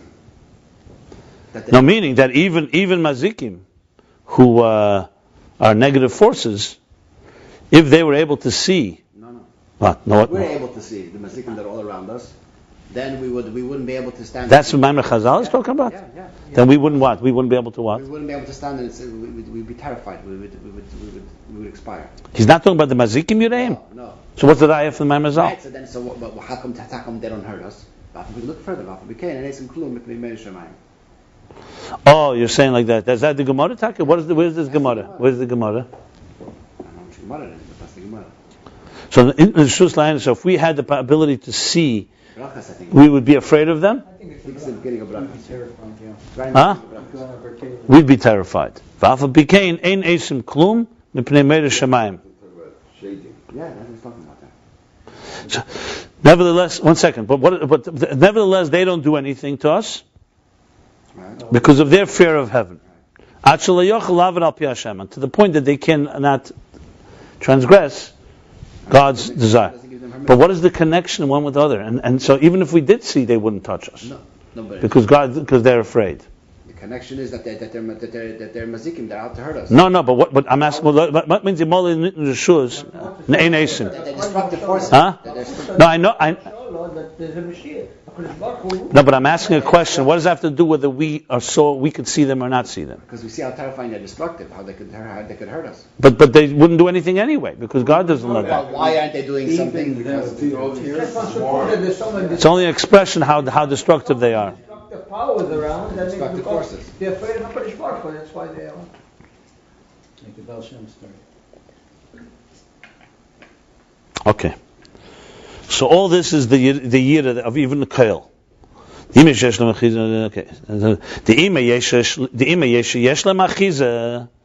Even though they have some type of hold, we're talking about an Elam Haza, of course. Have some hold in Kedusha. Yeah.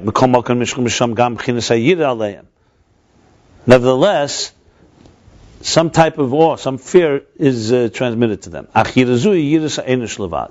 Nevertheless, it's a low level of yiru. It's not a very high revelation. It's the fear of punishment. Not because they stand in awe of the divine presence, but the fear of punishment, retribution. Remember, let's just go back what we're discussing here. He's talking here about how S permeates also KOL. So first he answered the question, what is KOL? KOL concludes even the negative things. That's KOL. Kol Shadak limnos is talking about misper ne'elam haza, even negative forces. And all the proofs that he brought, even klippos and sitra achra. Why? Because misper ne'elam haza is a diminished state of divine energy, which allows for this. Nevertheless, he's going back and now saying, but it's still some revelation there too, because they have fear. Yiru Hashem. So even in the level, not B'rich Shleimi, even in the level of Kol B'Shamayim Ba'aretz, where there is some achiza, even there's some revelation, but it's a very weak revelation.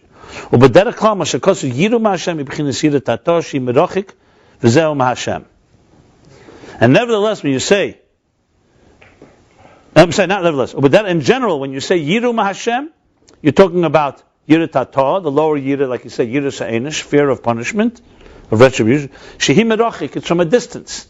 We're not talking about a high state of revelation, we're talking about from a distance. There's something there. V'zehu mehashem. What is the focus mehashem meaning? Not a likim? Mehashem. Zehu mehashem. Yiru mehashem. Afraid of something that may hurt you.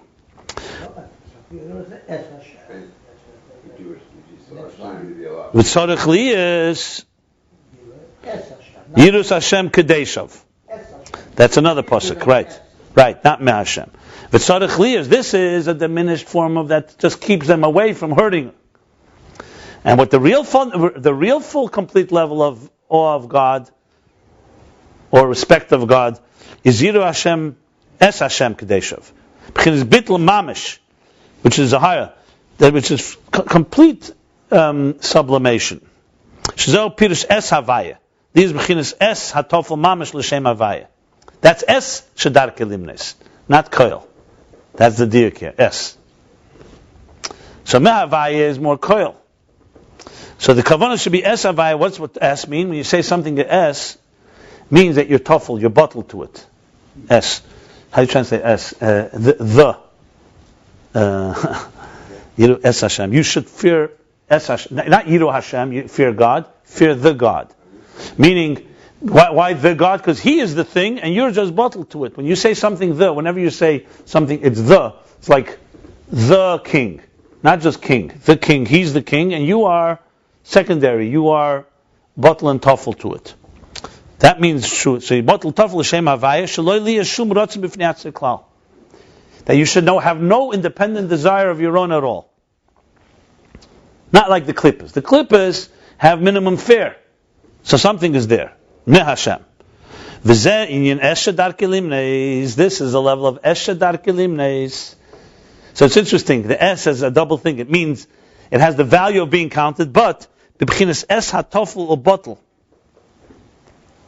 In a state of tofel and bittel, that's exactly It's interesting. We talk about yesod limnos is that it's not bottle because it's a davar shebeminyan. But he means it because it's bottle to the right thing. That's why it's chshivus. If you think you're an entity, an ego, that's mispra ve'elam haza. You're not really an entity. When you have bittul, then you're a true entity. That's why he said before, mispra ve'elam haza creates pirut because it's about your mitzias. But when you count the eden, mispra the minyanim, you're not counting them because you're saying you have egos. It's because of your bittul. That's why it's ashras ashchina. So it's an interesting twist on it, because in the Gemara, Pashtas S, it means the thing has value. And that's why it's not bottle. In other words, so if you're bottled to God, that's why you'll never be bottled. That's the bottom line. If you're bottled to yourself, then you're only as strong as yourself. That's the primis hadvarim in this whole sugya here. So in other words, when you count something, let's say like this, if you count something, so yeah, pi alocha, yesod limnos may be something that has value to count, but if you count it for selfish purposes, not the true davar choshev. So davar choshev in elam hazard terms. And then maybe it's not such a brach either, because it's not davar samim min ha'ayin. That may be the pshat. You understand? What is the pshat in the Gemara? Davar samim min ha'ayin. We counted the Jews and it's not samim. We know the exact number because you're counting the bittul sheba them. So it's samim and ayin. It's not you're not counting yeshes. You're counting bittul. That's a nice, I think, way to look at it. That's why you could count and. The machzis a shekel. When you give away your money, you watch second of the machzis showing that everybody's only a half, right? So yeah, and it's still and everyone is involved. But you know, the Rebbe has interesting ha'ara on that. Because on the other hand, it says, Ba'kerach, Altifan el min chosam. So the Rebbe asks, what do you mean min chosam? It now became bottle in the tzibur. They can't. You can't come back and say, I want back my machzah shekel. There's no, it's not, it's part of now, moment tzibur, hegdish. So the Rebbe says, because the kiyum of the individual is still in there. The mitzias is not there, but the kiyum is there. That's why it's mechaper and everyone. And Moshe was saying, "Al tifin el min chosam," to their aspect of it. Something is still representing you. Your individuality is not there. You can't come. You know, for example, let's say we make a pot of money. Everyone puts in $1. So you can make it away. You know, I want my $1 back. When you give it to Hegdish, when you give it to the Beis HaMikdash, for machzah shekel, you can't come and say, I want my half a shekel back. You know, it's no longer. It's now become part of a whole. Tzibur. It's a carbon. It's because they bought with it the carbon tzibur. But it still has, a Moshe said, Al tifin el min chasam, because a mincha is a carbon tzibur. So he said, don't listen to their mincha, but the mincha is everybody's mincha. See, clearly there's something still of the individual in there. Not the distinct part of the individual, the representation of the individual, however you explain it. Anyway, so that's S, Shadak Limnos. I'm just trying to, because he's not spelling it out, but that's what because the Bashalah's question was, how could you say that Baracha brings Hashras Ashchina? Baracha is a Dover Samim in Ayin. Ein Baracha, Mitzri B'Dover Amoded. So you have to say that the Medida of counting the Eden is not a Medida of Elam Haza where it focuses on the Kol Shadak Limnos. S. It's an Indian of Tofel Mamish, La Hashem Havaya.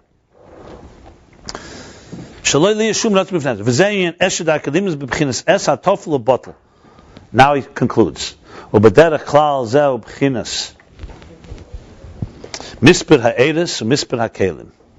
in general, these two levels, S and KOL, is the number of energies, the number of containers. The misper is S, because energy is bottle. Light, energy is coming. The Ein Sof reflects the bittul telekus to the divine. Va'bittul b'chinas bittul b'mitzias. As we learned before in the Aveda, the bittul of mitzias. Oh, he's going to say it. And this is the bittul b'mitzias. It's not bittul hayesh. V'chein ba'aveda hu inyan l'mser nafshe ba'echad. He said this before in chapter 86. It's the mitzias nafshe ba'echad li is b'chinas bittul b'mitzias mamish. The Aveda of the nefesh alikis. He spoke about halah's ban of the eris of nefesh alikis. So here, the Nefesh Elokis recognizes that God is the true reality, and it's completely bottle. It's S, Tofel and bottle. Commission is Baraliyah. This is also the mispah of Elam Haba, and he makes it even gishmaker. The Ein Zulasecha Malkeinu L'chai Elam Haba. Ein Zulascha Malkeinu L'chai Elam Haba. That Elam Haba is Ein Zulascha, which means Shazab B'chinas Ha'er Shadavuk B'mkeireh. Ein Zulascha, nothing but you. Total bittul. Nothing outside of you. Nothing outside of you. Our king, L'chai Elam Haba. So Elam Haba refers to this bittul of Eir. Kumesh Kosu B'makam. U'mispar HaKelim Zeh B'chinas Kol Shadarke Limnis. Elam Haba is the B'chinas Eir, or the Ein Zulascha is the B'chinas Eir? Elam Haba is mispar Eiris, and Ein Zulascha is the bittul of Eir. Yeah, Ein Zulascha is the middle Eir. Yeah. But that's the level of Elam Haba. The mispar in Elam Haba. The words of the Shalah. And Kol Shadarke Limnis, mispar HaKelim, that's the Kol Shadarke Limnis. The HaKelim, they also have value, but not with the same type of revealed. They have a number and a definition and parameters. And from there, was transmitted the parameters and the definition and the limitations below to the point. This is already said the Shtalshus, to the point there can be a hold from the negative forces, as we spoke. In Aveda, what is Ribri HaKelim? Where there's a lot of containers, mispar. That's the refinement and the repair of the animal soul, b'chinas kfiyo bitl hayesh. That's already compelled, imposed, and a form of bitl hayesh, not bitl mitzias. Because Nefesh HaBamis deals with this world. It's a state of yesh. The Nefesh HaBamis has a sense of self. V'ayidei kfiyo bitl the chumnis, the Nefesh HaBamis, through the kfiya, through the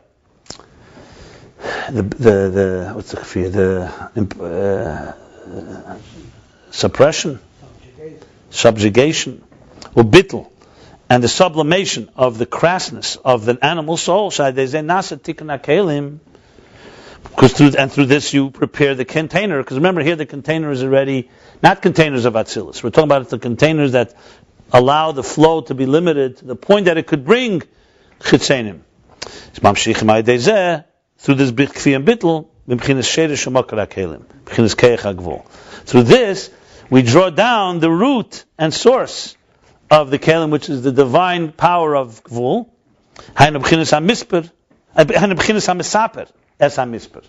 The level of the misaper es hamispar, the one who's the counter of the count. And through this, even the number, even in Elam Hazeh, Mamish and the crass Elam Hazeh, which is pirud, separate and divisive, should be in a state of bligvul, and there should be no hold of the externals, of the outer, the unwanted forces, the outer forces, the outliers, Exactly. Which is consistent with what he said in the previous chapter when he said the two interpretations. If you remember, he said the two interpretations in Mispar Elam Haba. He said one was Kalim, one was Eris. But there he was talking about Kalim as they are in Atzilus, not as they are below.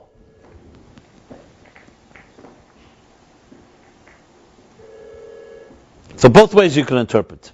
Right. So you have here literally the levels here. You have the Kalim as they're distorted when there gives room to Chitzenim. You have the Kalim as they're aligned with what they should be. And you have the Eir, which is of course the most revealed state. And you need everything. The Eir reminds us in a revealed way what real bittul is.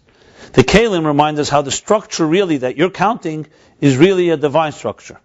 And the Kalim, of course, the other side of them is that it allows the kol, the yesod, to have ashpa that reaches, that is diminished, and allows for Kalim to think that they're independent and individual and separate from one another. The Eir would never allow for a reality of separation. Kalim allow for it. But the Kalim themselves, Natsilis, are not separate. They are connected to the source. But because they're a diminished state, they allow for that, and in this world, that's what happens. And the Aveda is the other way around. The Aveda is to balance the equation, rebalance the equation by understanding that the yeshus of this world has to be aligned, and the number is not to separate, but is to connect. And elsewhere it's explained, through repairing the containers, Not just that they should connect to their source, but you actually draw down an energy that's higher than containers. Shemeir begili techa kelim, and that should radiate in a revealed way within the containers. And through this, you reach a number that is beyond number. So there's two ways he's saying here. One way is that the kelim reach beyond number in the keach hagvul, God's. In other words, the Mesapet is bli gvul, and he counted this number. Or you actually reach energies that are higher than number. He's mamish thorough here. Every level is covered. A canal. Okay, let's just finish the maimed. But according to this, we'll understand what it means. Tzohar Taaseh Teva. Remember the questions. It's known from the name of the Baal Shem Tov that Teva, which means ark, also means word, letter. Actually, these are the letters of davening. Sometimes it says Teva Satfila V'Atera. Words of davening. Oh, you're right. Teva is word. Yeah. I'm sorry. Teva is also word. The words of davening. Sometimes it says words of Teva and davening. Matat, the Malach Matat, is an angel that binds crowns for the Eibishter, Lekene for the nest is the technical word, meaning here referring to God as the source, and the Reis L'Shamish is Keni, my nest, my source. Mitfilosim, from the prayers of Israel. So he takes the prayers, the Malach, acquiring that he acquired the world. And he takes the prayers and he makes from them ksarim, back to keser. The keser of b'chinas rotzen, like in the beginning of the whole hemshech, was the ball about ksarim. Keser is the level of rotzen. Hainu hamshachas rotzen chodesh li is geula v'refuah. That's what tefillah does. What is rotzen? When we say davening, yehi rotzen, we're asking that there should be a new desire. We're asking whether it's a desire for geula and shemini esrei or refuah. The different tefillahs there. Right next to each other. Right, yeah. It says refuah is a shminis and geula is a So that's what it means. So Matat takes our prayers and binds a keser. What means he binds a keser? He awakens a rotzen from the Eibishter that a new rotzen that he should give us what we're asking for. So Matat takes our tefillah and turns it into a hamshachas rotzen chodesh. That's what keser means. I mean, God needs a crown on his head. Now, in the mashal of a keser, we know a keser is made out of precious stones. If you do it, avonim ain't asius. It's known that avonim are asius. When you say stones, you mean asius. Kamayim shtei avonim in Sefirah Yetzirah. Shtei avonim shtei batim.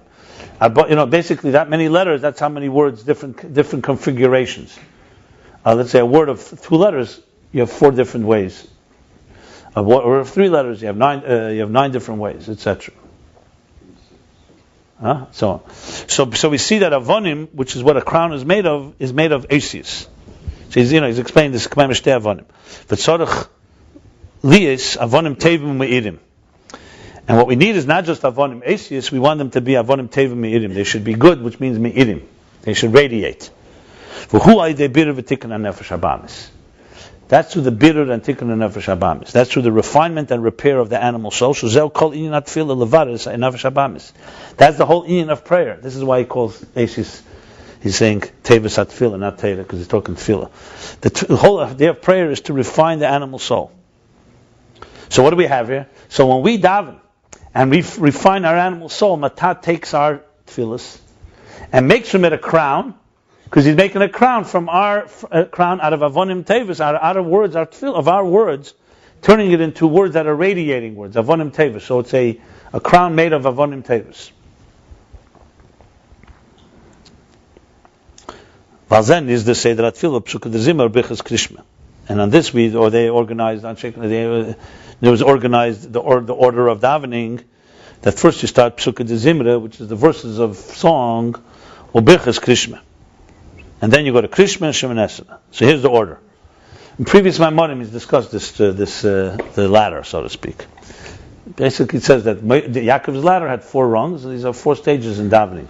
4 stages are often defined as Psukah de Zimra, Bichas Krishma, Shema, and shemini esrei. Sometimes a little different. The Psukah de Zimra, hu lezamer aritzim, it's to unweed, to cut down the weeds. Shaydei hahilulim v'tishbachis, through our praises. How would you say another tishbachis? Our hilul is halal. Our songs and praises, maybe hymns and praises. Nasach kikim ebachutz. When we praise God, what are we doing exactly? We are carving out from the outside. We're like cleaning out we're cutting out the weeds, basically. Sheyetza nefesh habamis mechum yisara. Through the hilulim b'tishbach nasach kikim ebachutz sheyetza nefesh habamis mechum yisara. To take the nefesh habamis. Let's envision it. The nefesh habamis on its own, is in a garden which has some beauty in it, but surrounded by weeds. You need to clean this out. So through Psukkah de Zimra, which is why it's called Zimra, Meloshin Zamir. Zamir also means to weed out, to tear out. How do you tear it out? By saying the Shvachim, by praising God. I don't know if he's going to explain it here, but all the places, by praising God, you realize how valueless Elam Haza is, and that chkika, it like carves out, and it's like, think of the Nefesh Habam is like buried in the crust of concrete, or something that is inappropriate. So you have to cut it out. How do you cut it out? You have to like scrape it. It's like scraping from outside. And the Nefesh Habam should be freed from the Chumri Hara, the coarseness of evil. After you did that step, then comes the blessings before Krishma. When now you're meditating on, contemplating on the bitl of malachim, we say Kaddish Kaddish, and we say what the malachim say, and Srafim, Amale, etc. All the malachim, all three levels of malachim, Srafim, Chais HaKedesh, Shefanim. Through that you create the carving, the scraping from within, liyes b'chinas keli lelakus. So first thing is you need to get rid of the outer layers of crust. Then now you refine it. It's like when you create a keli out of a raw piece of of clay. So first you get rid of the extremities. Then you start shaping the inner thing. It should be a true container. And that prepares you to what comes in Shema, that you should love b'shnei b'chol, with all your heart, and with shnei yetzerecha, also your yetzer, also your nefesh habamis. And through the repair and refinement of the animal soul, in davening, the asis the letters of davening become beautiful and radiating stones, letters. And through that becomes a keser lekene, a crown for the Eibishter. Now that becomes a keli to draw down a ratzon chadash, beautiful stones, that becomes a crown. So in other words, the tefillah itself is what comprises the keser. The keser is made of avonim tevis. So our aveda creates the crown, which is the ratzon chadash. Yeah. This is Tzohar Taaseh Lateva. This means Tzohar Taaseh Lateva, create a window or avonim tevis, we'll see, for the ark. Evan Tev, the Tevis Hatfilah. That's the opinion. Evan Tev. Create an Evan Tev, which is the Tevis Hatfilah. Create. No, that's Evan Tev. Evan Tev.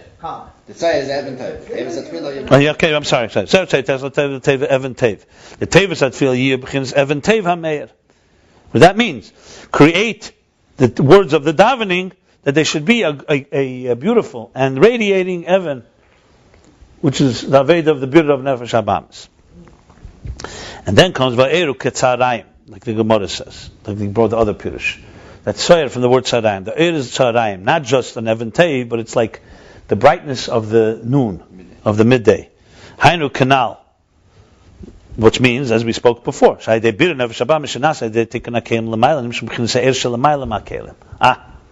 the end, the last touch. Not just the kelim, that through refining the animal soul, you also repair the kelim above, that they should have an eir that's higher than the kelim. So the eir in the kelim is Evan Tev. It's still not that brightness. You want an eir higher than kelim, that's ketzarayim, like the midday light. It's daylight. That's the meaning of tzarayim, which is called tira. Tira, which also means sometimes shamayim. Midday tira, yeah, it's in Aramaic. Tzarayim in Aramaic is tira. It's tar, tzohar. It's like the same. Yeah, shag b'tira in the sunlight, but in daylight. Yeah, yeah. So this is called tira. Who gilib chinas atzmas ein sof. This is the level of atzmas ein sof. Kamashakos makam acher being uchamhu kodem ilas eilas. Al derech shag b'tira.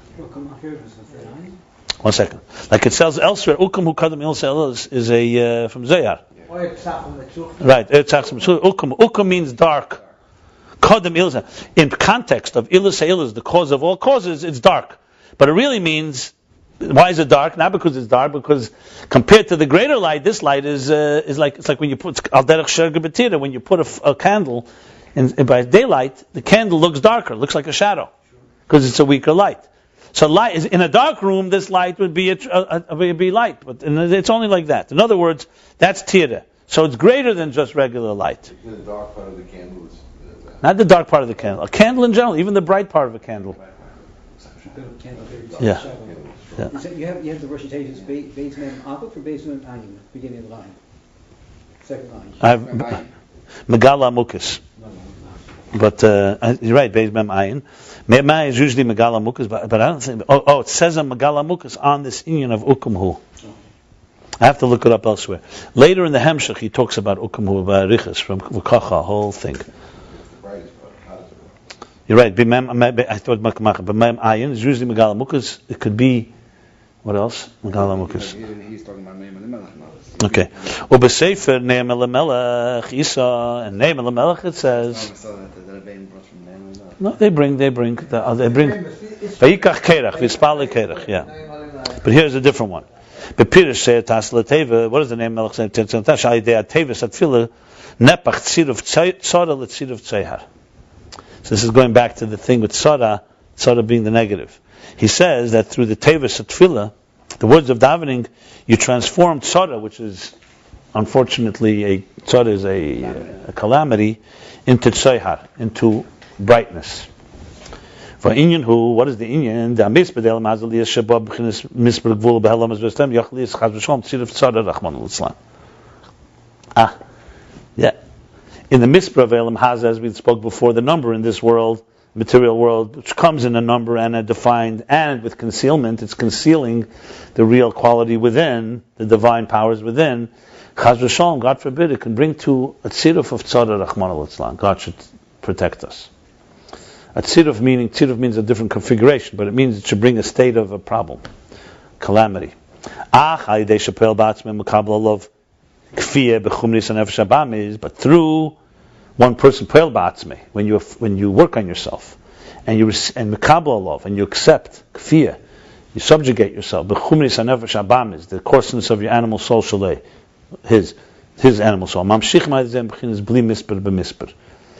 Through that refinement, you refine the containers and you draw down beyond number into number, meaning the number of Elam Haba into Elam Haz. That the number below, which has potential to go the other way, becomes like the number in Elam Haba, which is, as we said, number of Kalim, number of Eris, depending. But bottom line, it's Tzaya, not Tzara. By the Zen Nefach, Tzirav Tzara, L'Tzirav Tzeir. From this we transform the configuration of tzara, same letters, but transformed, you put the hey before the reish, and then you have tzayar, which is, as we said, a bright stone, tzarayim, the noon light, the daylight, tira. Shubchin is gile'er, which is revelation of energy. And what it says in Rashi, Yeshem Chalein, and what did Rashi say, Yeshem Chalein? He has another opinion that it's a window. So this is a launch from Eitz Chaim, which was discussed much earlier at length.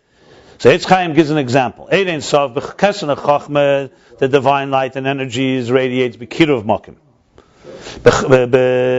It radiates b'dichuk makim. Ubezah derech Chalein.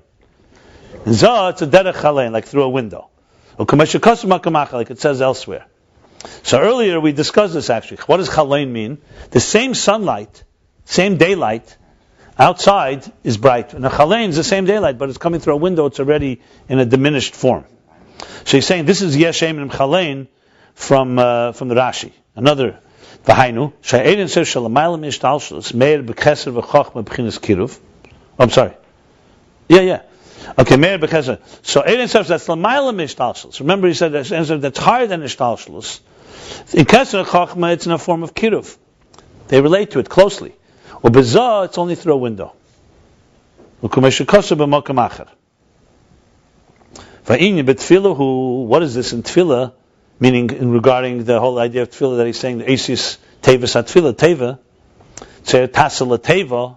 That means in your teva, in your tefillah, in your davening, the words of your davening make it tzeir, make it evan tev.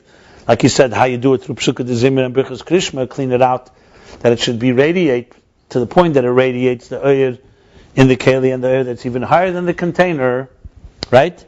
That's what we said till now. So what is chalein? How does chalein fit into it? So he says, but tefillah it's like this: U'kamesha kosav karav Hashem l'chol asher yikruu be'emes. God is close to all those that really call out to Him with sincerely.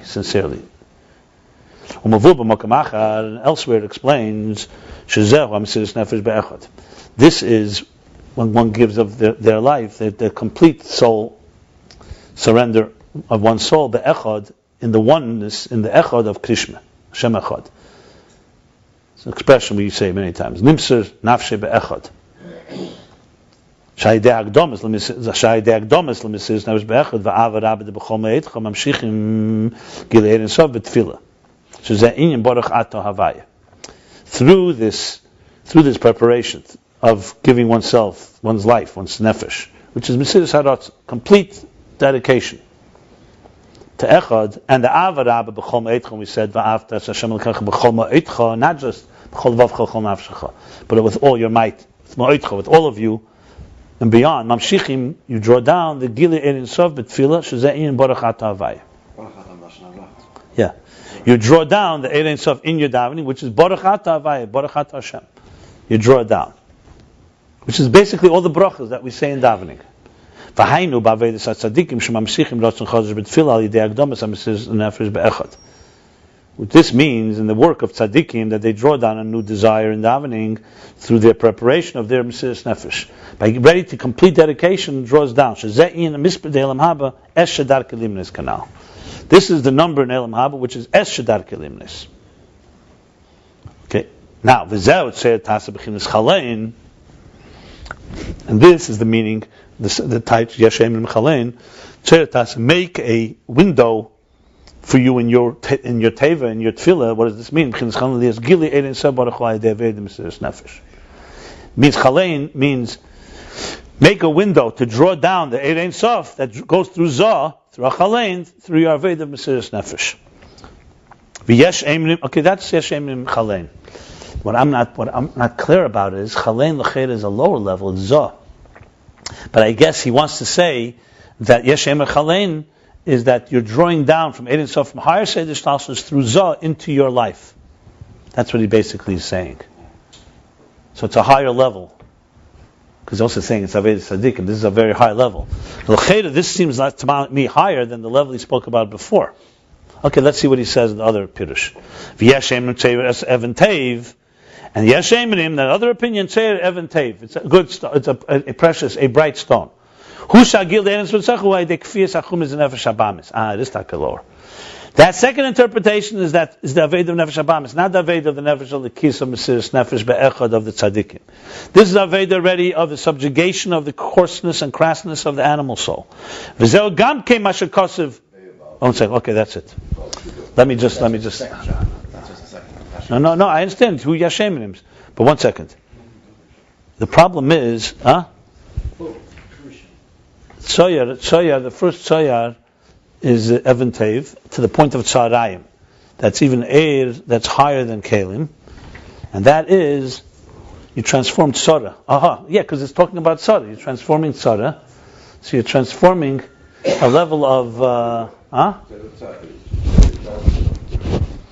The Nefesh Habamis, that's what he's saying. How do you reconfigure it? Through Kriyas HaChum is the end of the What? How you Yeah. Through Kriyas, because you're talking Mispir Elam Hazeh. The Pirush of Chalein is L'chatchila Natzilus. That's the word. Chalein is Zav Atzilus. That's what's going on. Here, in the first one, by Evan Tev, you're talking about how it is in Elam Hazeh, where the Mispir could be Tzara, Seyar, Tzara, which is Nefesh Habamis, Elam Hazeh. And even that you transform through the Kfiyas of Nefesh Habamis. The Yeshem and Chalein is already talking about Vedas Tzadikim. They're bringing down, in Atzilus, they're bringing down Eirei and Sof higher than Shtalshus. That's the word. So basically, yes, it's talking about, one is talking about Eidos, one is talking Kalim, essentially, in a way. Yeshem and Chalein is more Eir, because it's higher than Malchus, and so on. And Yeshem and Evan Tev is talking Kalim. Yeah, that's the word.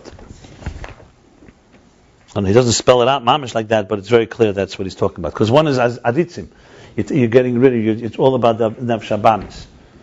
Okay, fine. Now he goes on and says, this is the end of the post. Now the next piece, the final question.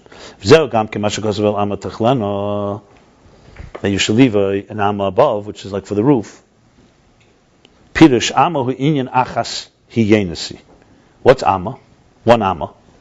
It's the level of achas hiyenesi. Achas hiyenesi is one is my dove, my love, in other words. Yenesi. He mentioned it before. Remember achas hiyenesi, he mentioned by the Maimer from the Kutatera that the neshama comes from Kalim. Okay. Achas hiyenesi shehu inyan limsinaf sheba echad. That's the level of giving your life, your soul, oneness. Gam inyan vel amma tichlena, another thing. Hu inyan mir takelim.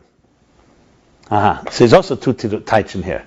One is the taich, like in Chalein, for the tzaddikim, the neshamim sanaf shebecha. The second one is that faket, amma tichlena is not focusing on the oneness, it's focusing on miut.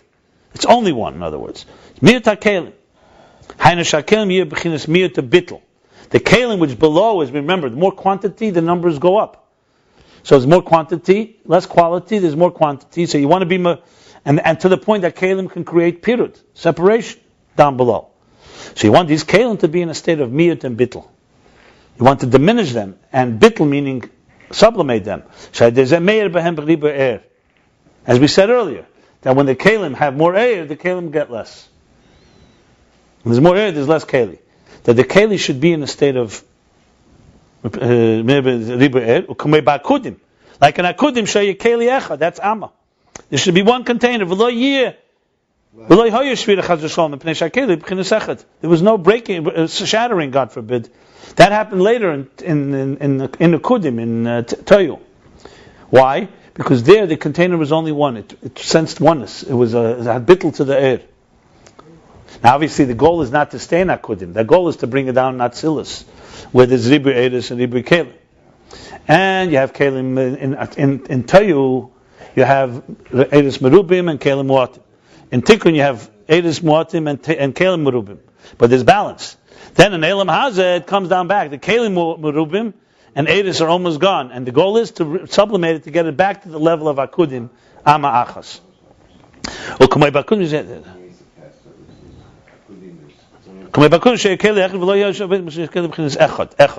That's amma. El amma tichlena. That's tichlena, by the way.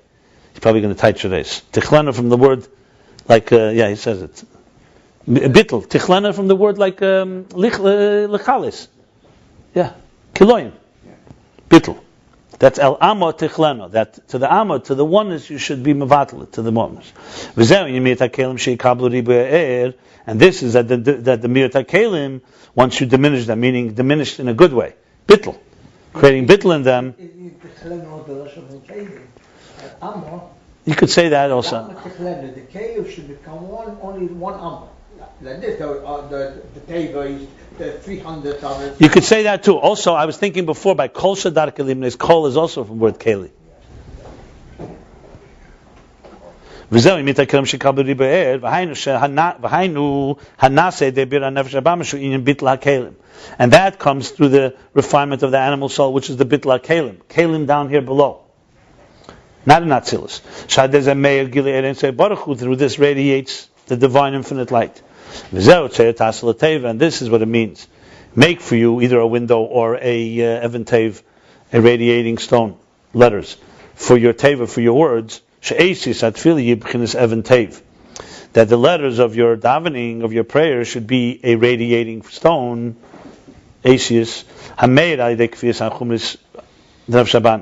which radiates through your subjugation of the crassness of the animal soul. Yeah, you're right here. Well, you can touch it both ways, but that alma techlena, that the kelim, the containers, should be in a state of miyut or bittul, and through this you draw down and you reveal the divine light below. That the number of elam haza, where there's kelim and kelim merubim, to the point that it could even be negative, there's a nefesh abamis and so on, should be mispar shalei yisofer. There should be a number that you cannot count. So briefly, the interesting thing, the Aveda, what really helps us understand is that when you talk Kelim and Atzilus and Eretz Atzilus, everything there is divine. Where does it really manifest? Down below, when the Kelim do their thing, which is diminish the air to the point that there can be a unikas achetzenim, or worse. And that's when we break our nefesh abamis and we correct our basically broken, distorted Keli. You align it to the Kelim of Atzilus, which become aligned to the Keach HaGvul and to the Eir, and you break the Bamshich. The Mispir in Elam Haza is a Keli that is distorted because you're counting Mitzad Yeshes, you're counting Mitzad separation, divisiveness, and so on, like I gave the examples before. And our job is to realign the Kelim, the number of down on earth, which can become distorted and signify our differences and our separation, that it should be united with the Eir. El Amat Tichlena. Wow. Kitzur. What it says in Shalot the Kol Shadarki is the number of El Mazeh. Isn't Kol a positive thing? It's yesod. Who the Inyan of this is Kediksiv Ra v'Karinan Hakel. It says Ra, but we call it Hakel. The Mitzad Asmel Nimshich L'Chitzenu, because from the left side it could also transmit to the negatives, to the outer forces. V'gam Dashpos said Heluch Mismayit. And also the Ashpa of Yesod, as he said, also goes and diminishes. Travels and diminishes. Reduces. V'zeh yiru Hashem KOL, and this is yiru Hashem KOL, avol yiru es Hashem es hatofel. KOL, even the mazikim. But the kavanah is it should be a complete bittul es hatofel. You should be es Hashem, not me Hashem, not from richuk, not from distance, but you should be tofel, you should be sublimated. Hu inyan es shadarke limnos. That's the level of the number of the energies that's who are cleave. And Aved, it's the Mesiras Nefesh, giving of yourself in be'echad, in oneness. And from container, the number of containers, from there comes the parameters and the achiza, the grasp, the hold of the negative forces. And Aved is the repair of the animal soul. And through this you create a number that cannot be counted. But the revelation of the root of the kelim in Keich HaGvul, and also transmitting the essence of the air. And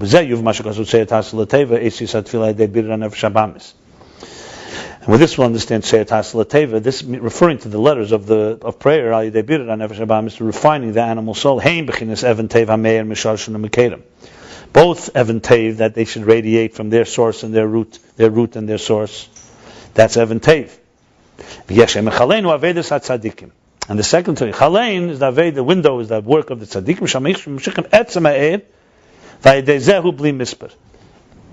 They draw down the essence of the energy, of the light, and through this you have beyond number. Amat Tichlena is one, is the dove, the unity, through Mir Takelim, Vagam Mir Takelim Bitulam. Two things. One is it refers to Achas, oneness, and also the diminishing of the containers and their subjugation. Okay, so we'll stop here. Chapter 90, 172 through 174. You want to close it?